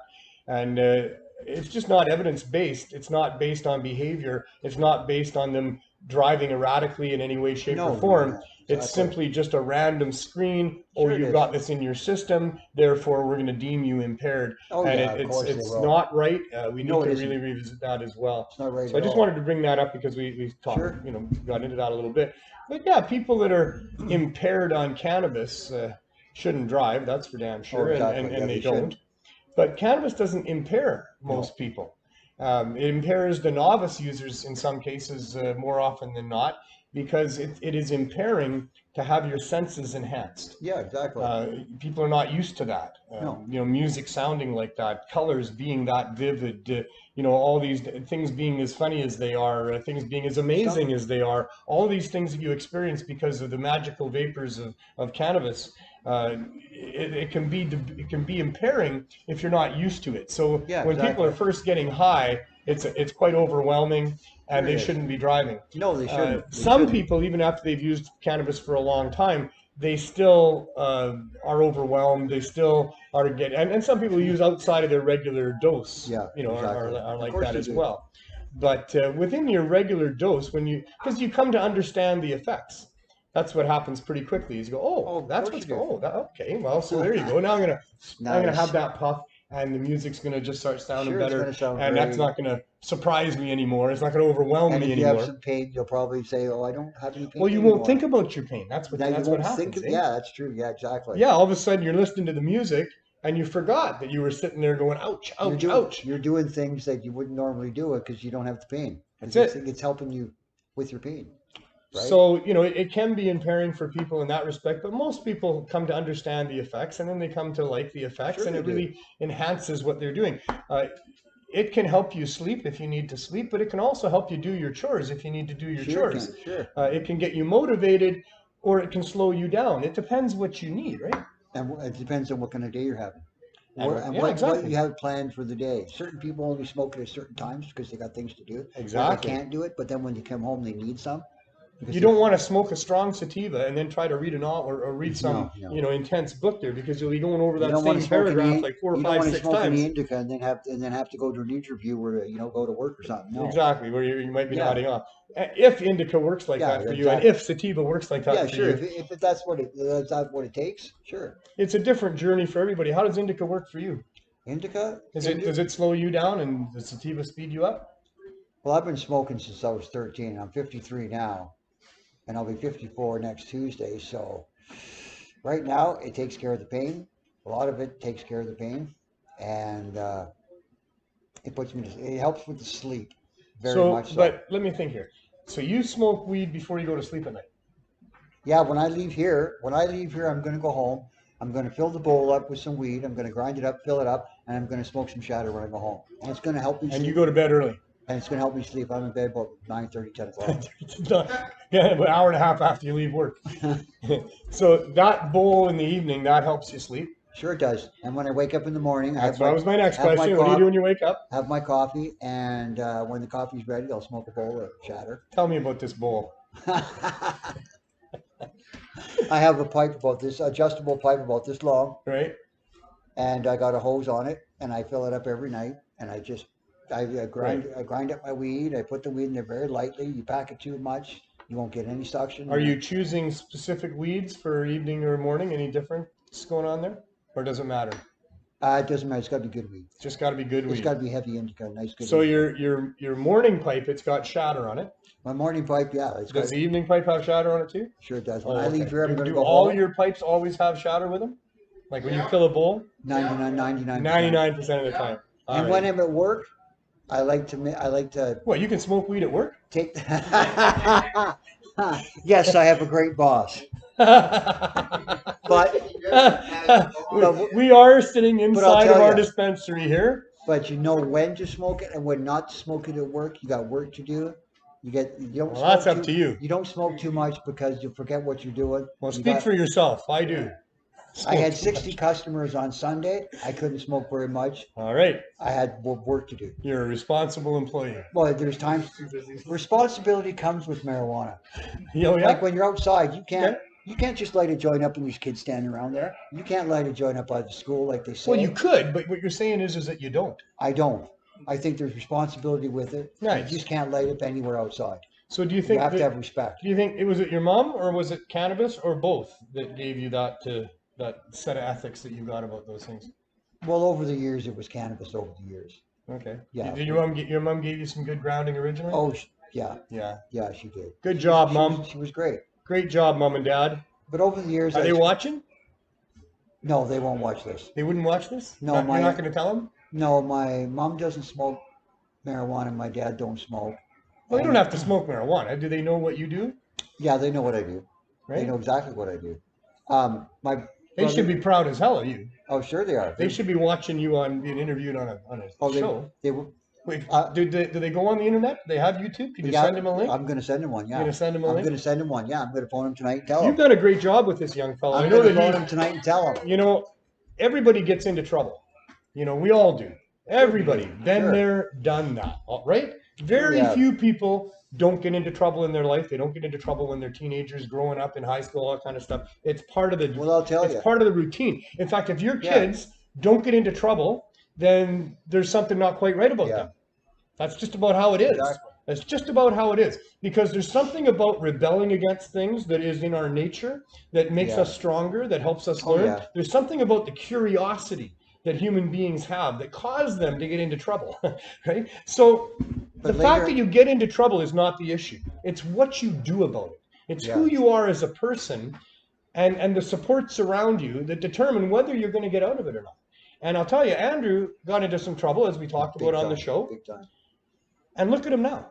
You know, he is not only a great human being, he's a great human being. He's like far and above most other human beings. And I'll attest to this because 3 years out of a human's life is a pretty good test sample.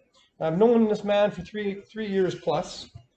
And the only thing I've seen out of you is a really nice human being who cares about people, who, Oh, sure I do. who goes out of his way to help people. You were paid zero for almost all of those 3.5 years. I love marijuana, At Van and I Dude. know exactly. I've been where these people have been. It's a 9 to 5 job, and if you don't get help, I had to get help. I asked for it. You can ask for help. It's not embarrassing to ask for help to And get now out of the you're given situation help. you're in. Because out there, it's 9 to 5 job, and everybody hates their job out there, and their job is being I addicted. thought the idea was to have a job that you like. They hate it. They've been doing it for years and they hate it. It's the worst thing. They do all kinds of shit out there they don't like. Yeah. They don't like it all. It's a 9 to 5 You're job.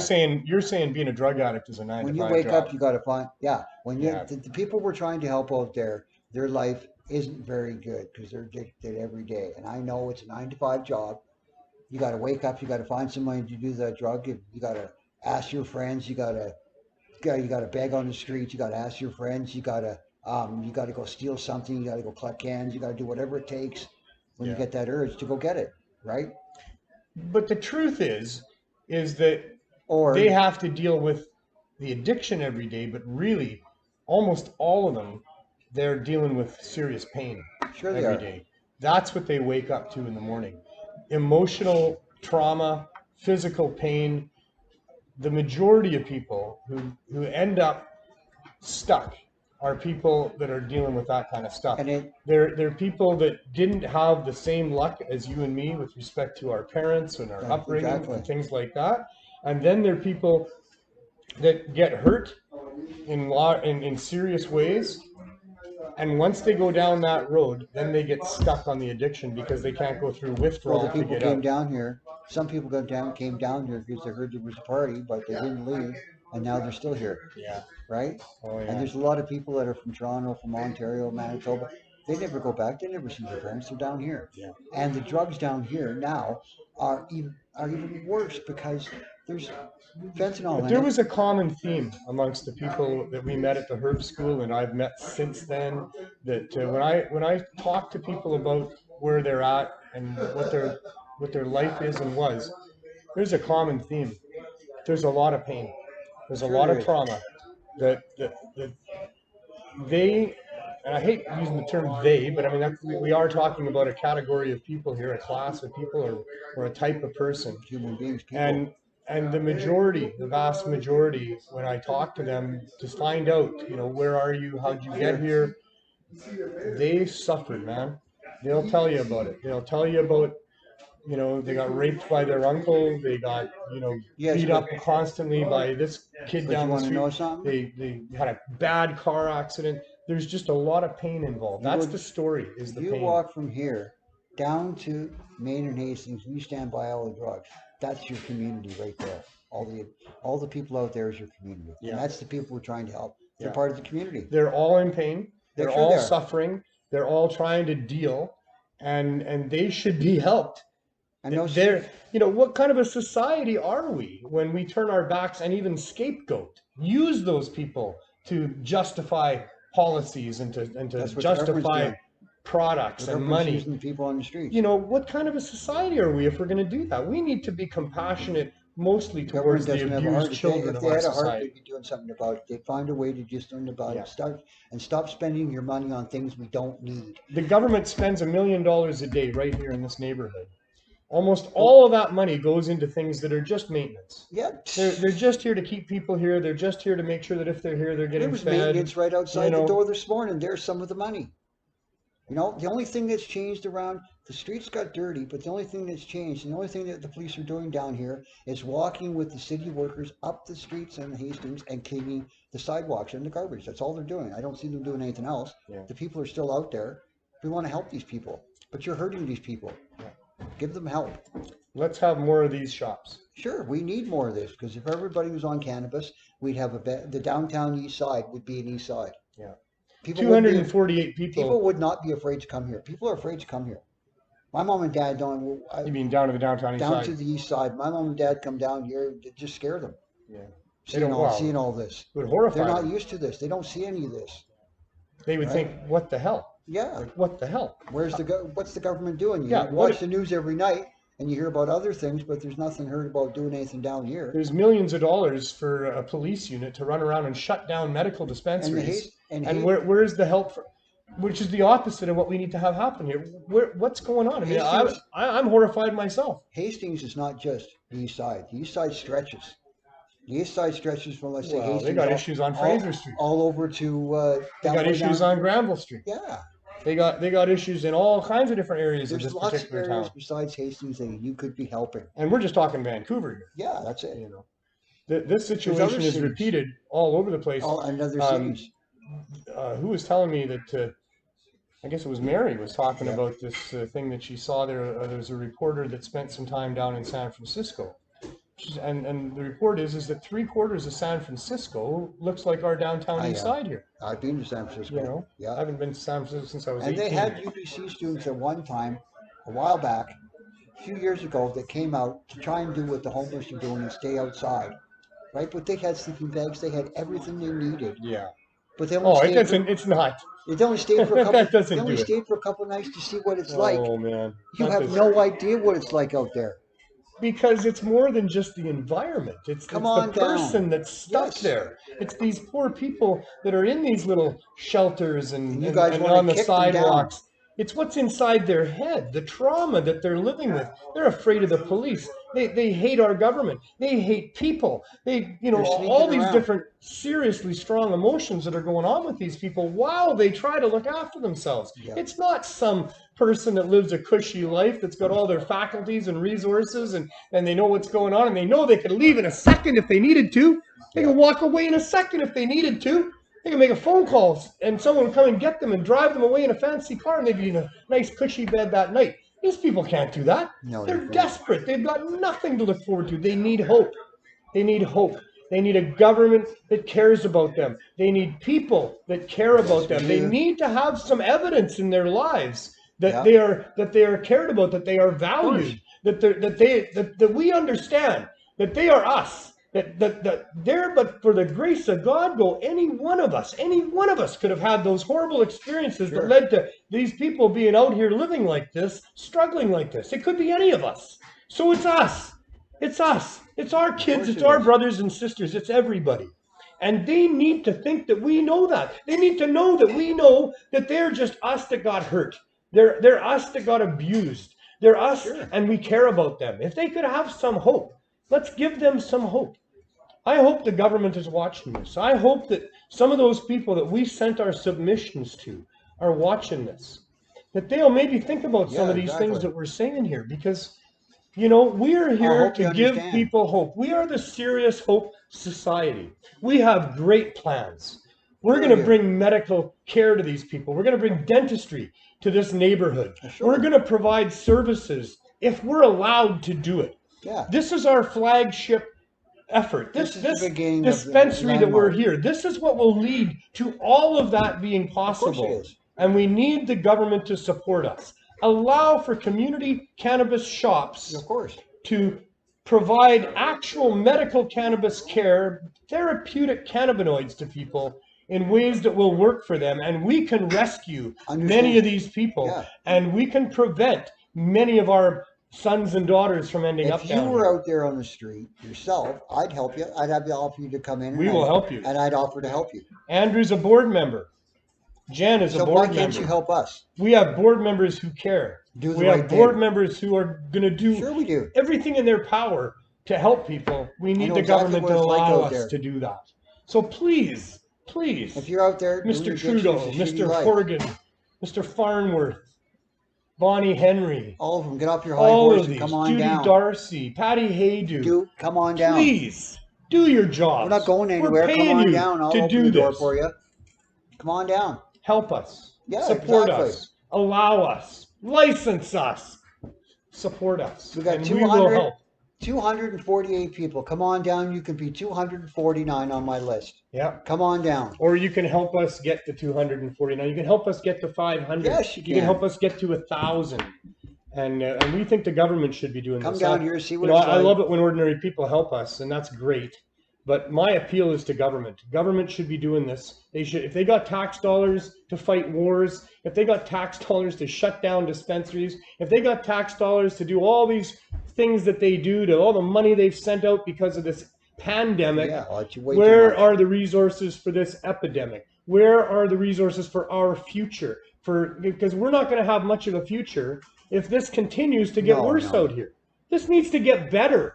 It can't keep getting worse. Our whole system is getting worse. The rights that we're losing daily because of politicians serving corporations are getting worse exactly. every day. All of it's getting worse every day if we don't do something about it. Exactly. So, you know, let's think about it as a people. Let's get together. Let's spend some time, all of us, on Let's talk about it. Let's on get talking together. about it. Yeah. Exactly. Let's get together. Let's have the conversation. Because if we keep letting it get worse, it's going to really seriously affect us all, even more than it is Someone's already. going to get hurt, and more people are dying. We're already we don't- wasting trillions of dollars. Yeah, well, of course we are. Yeah. Down the drain. Because Making they're it not- worse. Because the money's being taken by these corporate elite that, you know, are just pillaging our They tell us society. they- We're not a poor people. You know, this is an abundant planet that we live on here. We got Sure it everything we need. Sure we do. But we're struggling because the cost of living is so high. Because Sure the it is. monopolies are keeping all the prices up everywhere. You think these grocery stores really need to sell the groceries for what they're selling for? You don't think the people that are on the tops of these chains of the IGA and the Safeways and all of them, and you don't think they're all millionaires by several times over and then some? Of course. They're gouging us. Of We're course being they- allowed to be gouged. If we got public servants, Double the they should prices. be regulating the gouging, Yeah. not regulating the cannabis. Cannabis doesn't need to be regulated. People don't need to be regulated for how they use cannabis. We regulate ourselves. You don't Sure need to we do. spend a dime figuring out how to regulate cannabis. No, we It's not don't. causing any problems anywhere. It's not hurting anybody. It's not helping no, everything. No. Oh, It's man. it's making things better. Absolutely. And yet, how many millions of dollars have they spent on all of these groups getting together and discussing how they're going to regulate cannabis? Oh my God. Exactly. Millions and billions, I'm sure, by now, all Should across be right North America. They're restrictions for having all people these to go get big the meetings. marijuana. You know, our government spending our tax dollars having all these big meetings to figure out how they can safely regulate cannabis. No safely about it. It's not about No. safety. It's about protecting the interests of the corporate elite It's about that want helping to profit people. off of it. It's not about safety. It's not about hiding the marijuana. It's about helping people with the marijuana. That's what it should be about. You don't like the area we're in. You don't like the situation. You don't like the mess it's in. Well, then help us. All we're asking is for a little bit of help, and this is the way to do it through marijuana. And if you're not going to help, get the hell out of the way. Yeah. If you're in government and you're not going to help us help people, get out of our way. Stop telling us we need licenses. can Stop threatening our landlord. One person at a time comes through here. We'll help everybody. I had a few. One- I tell you, Andrew. You know, I mean, I've been getting more and more upset on my shows every week I know here, you do. and we'll see if this week I'm here to get. brings me some I'm here to peace. get upset with you. I know you are. We've been Nice. comrades in arms Oh, for geez. 3+ years. We meet each other every day and Sure we discuss do. how pissed off we are that we have to fight government. We open at 11. I'm here at 10. He's If I could outside. stay- He's outside talking about how stupid it is we have to fight Well, of government course. an hour before we even open. Yeah, We exactly. should set up a soapbox. We should. Gather a crowd. We ought to line up I storming could stand every on a morning box. anyway. I so- could have the weed Bible on me. You know, if we're gonna have lineups before we're open every day, we got to do something like that. Oh yeah, we Yeah. gotta. We'll have Mackenzie playing her ukulele because our door guard, our Beautiful. tough security Yeah, she's person, great. she sings lullabies to people out on the sidewalks great. all the time. Yeah, So, sure. but yeah, so And we can give them the good word of the day about weed, why you come here, why it's going to save your life, and how it's going to help you benefit you. You know, it's like a multivitamin. Take one, smoke a joint every day, you'll feel better. I don't know why, but you just reminded me of a couple of cases recently of some people that stumbled through here, just so out of it. And what is this? Really, this could help? And then I've sent them in, and then you signed them up. Yes. And then days later, I see them back here, and they're not so messed up. No, and they're then, not. And then this one young man in particular that I'm thinking of here, his parents would be so happy about us and what we've done for him. But when he first stumbled along here about a month ago, and he was in such bad shape, oh my God. And I seen him just the other day, and he was alert, he was awake, he was walking like a normal person. And I said to him, I said, man, you've really come a ways in the last month. And he was proud of himself, and he was so happy that we were here. We're helping so many people, and we got to keep doing it. This is an answer. We got to keep going. We can't rescue them all, but this is an answer. We can't close the door. Where are they going to go? They're going to. Some are going to commit suicide. Some are going to take more drugs and die from an overdose. Some are going to be caught by the police because they're going out to steal from the store, right? All of them are going to be mad because they don't have the drugs, right? Because every single one of them is going to be pissed right off. They can't come here to get what's going to keep them alive. They're going to go get the other stuff because they're mad. That's right. Because of what you guys have done. They're going to be mad. They're going to be sad. They're going to lose hope. They're going to think, oh my God, I don't give a fuck anymore. And where are they sleeping tonight? They're probably sleeping in a jail cell. So we can't stop what we're doing here. Don't worry. We would never stop what we're doing. There's no reason to stop. We just hope and wish that we could stop fighting government. You guys are to so be able stubborn. to do this. You guys have got your mansions and the British properties, and you're so stubborn. Get off your high horse and come down here. Be public servants. Be the first one to come down here and do something right. Quit lying your ass off. Excuse my language, but you are lying. You're lying every day. Until you come down and see come down to the battleground down here, then you ain't doing nothing for us. Your money's going in the wrong spot. And as a public servant, you'd be so much happier. You really, would. Seriously. Oh, this is going on? Oh, I really didn't know. Well, you don't know because you haven't been looking at the situation.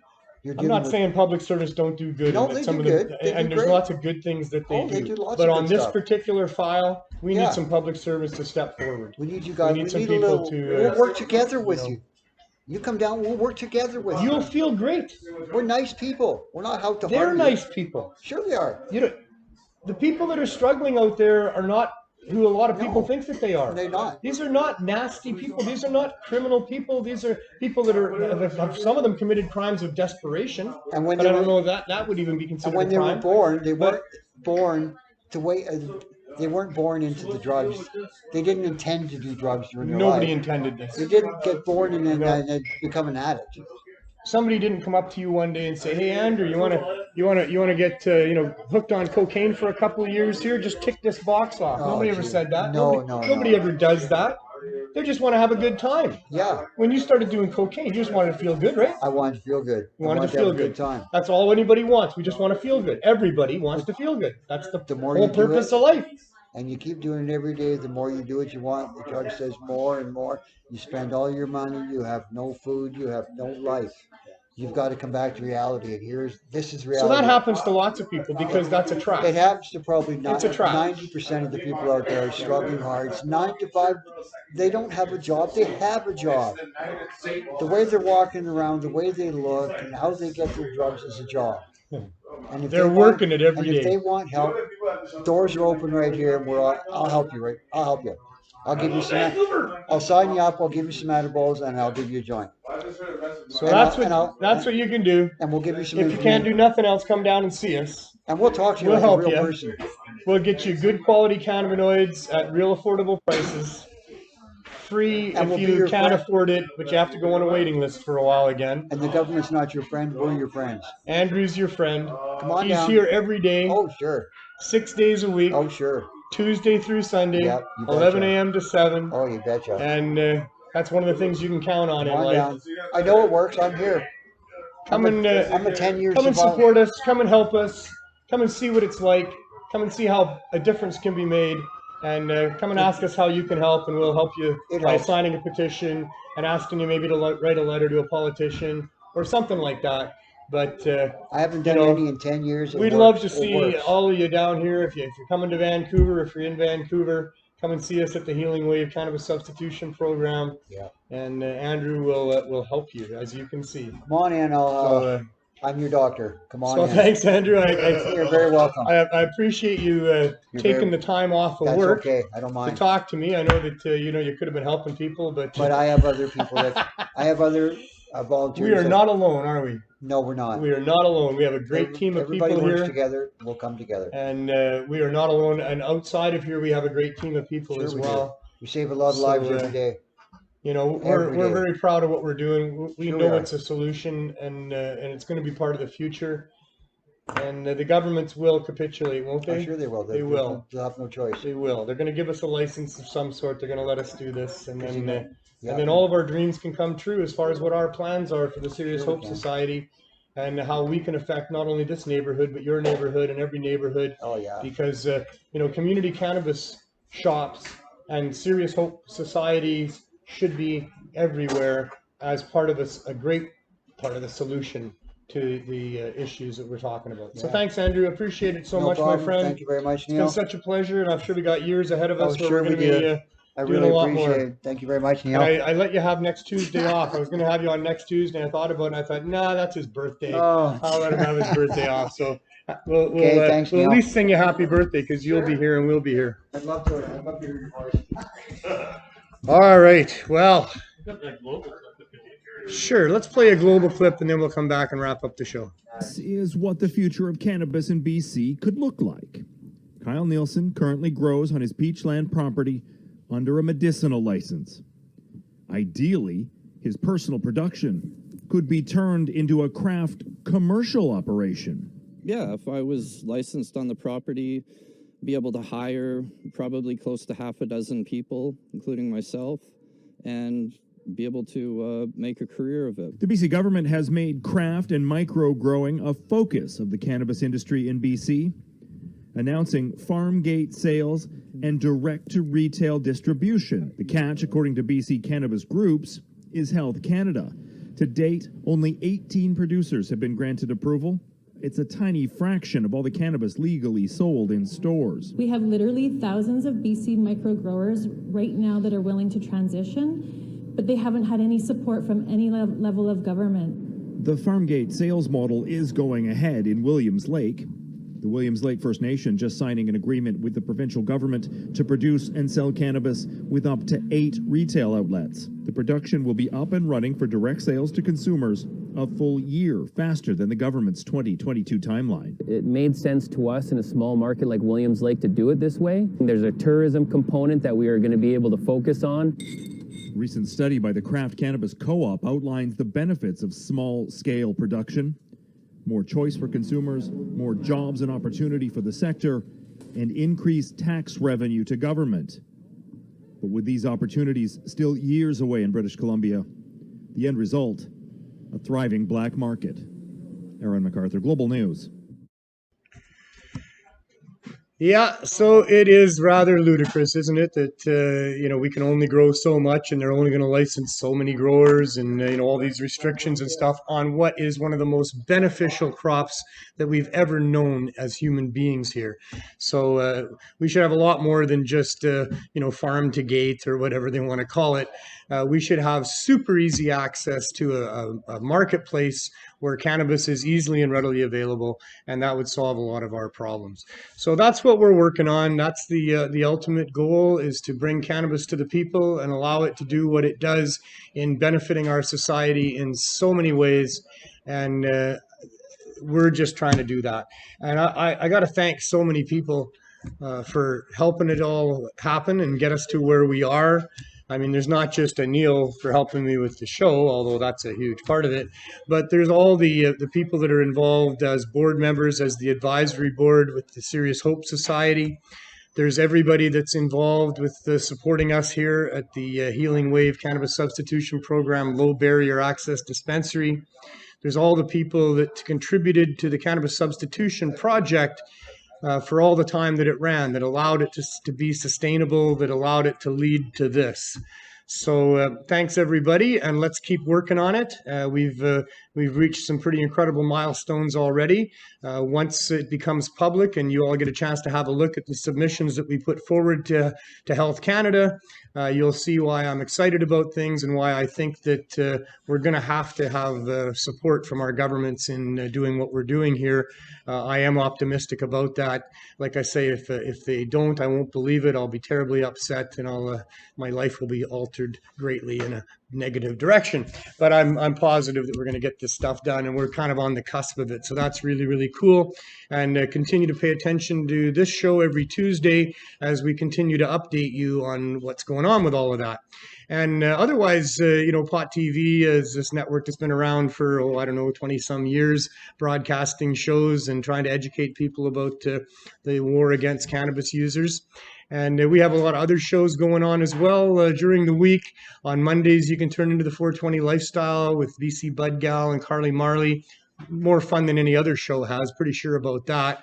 And that's Mondays. They air at 4 o'clock. Tuesdays, we're there with the THC show coming up every week as usual.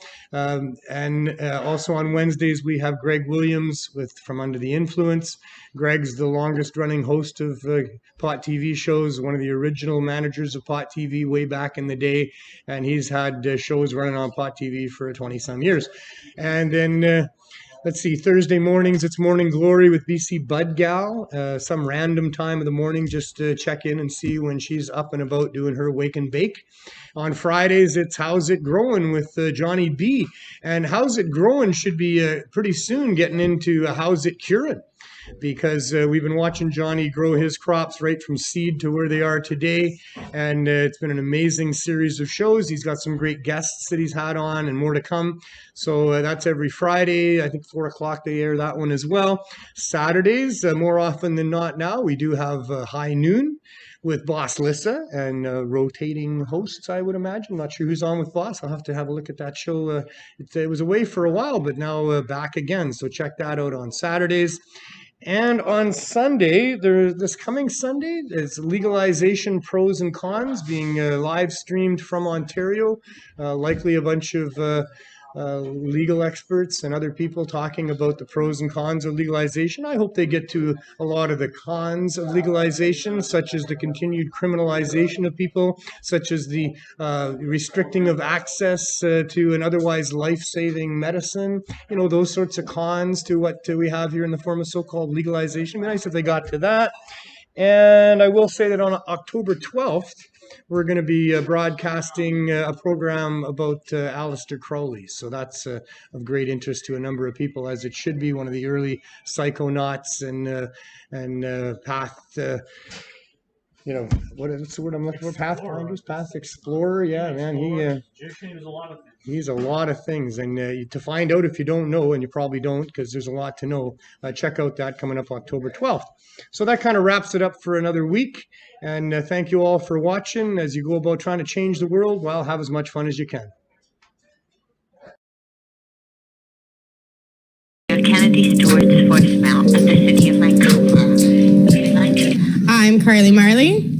Oh, and I'm BC Podcast. Sorry. We are going to be doing a phone protest. Did you want to get stoned? Would you like a dab? A bong rip?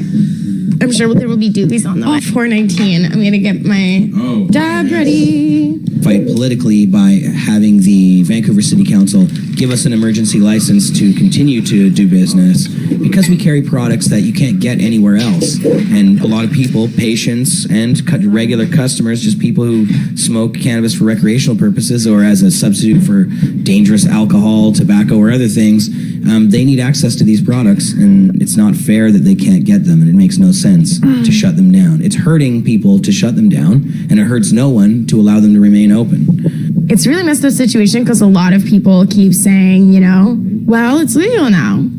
I'm just sad. I've been there almost 2 years. The amount of people that come in with such positive words and impact, it's just a sad day right now. I don't know, it's a community. It's more than just the marijuana industry. It's more than just making that money. Yeah. The jobs are there for them, but we just are being forced to close. The mayor had an opioid task force open hearing, and we went and presented the information that shows that dispensaries literally save lives. You know, the more dispensaries that there are functional in areas, the more that opioid deaths come down. We've been applying for licenses again and again and again, and they refuse us. They won't even give us the proper form to. And yet somehow other people are being given a license. Yet whenever we ask, the licensing process is closed. I think we should start making some phone calls. Yeah. I'm going to do a dab so I can be nice and high when I call the mayor. Hi there. My name is... Oh, what happened, you guys? You fucked up! I fucked up. We got to be polite. I'm calling because I wanted to let you know that I'm in complete disagreement with you closing the existing dispensaries and threatening arrests to do this kind of thing during the opioid crisis when it has been shown that having dispensaries in the area helps decrease opioid overdoses. It's just crazy. It's such a waste of taxpayer resources, all the people that you're putting out of work, and I urge you to please allow dispensaries to get emergency licenses so that they continue to operate. Thank you so much for your time, and I hope you have a good one.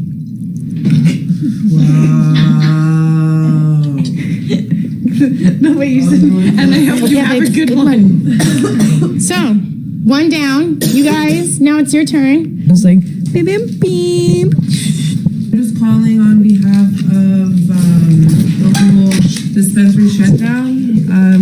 I'm just hoping you can please reconsider your decision and give emergency licenses out to the community so we could all stick together. Thank you. Have a good day. Kind of panicked, but Nice. Good. Yeah. I would hope so. Then you're all warmed up for your bong rip. Ew, ew. What flavor are those? Oh my god, oh my god, oh my god, oh my god. Bro, I was not expecting that. Good? Yeah. Oh my god, I literally feel like I'm gonna pass out. This is so fucking gross. Just look at the lollipop. Just move your hand for a second. Here, wait, I'll bud cam it. What?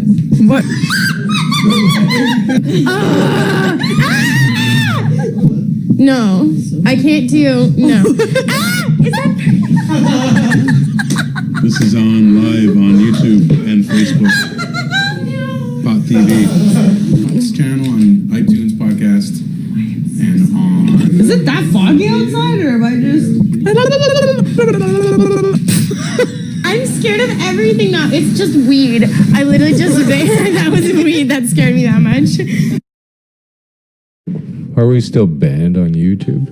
I'm Marijuana Man. Welcome to From Under the Influence. If they had weed, guaranteed they would make money. That's the only conclusion I can come to, is they don't have any weed.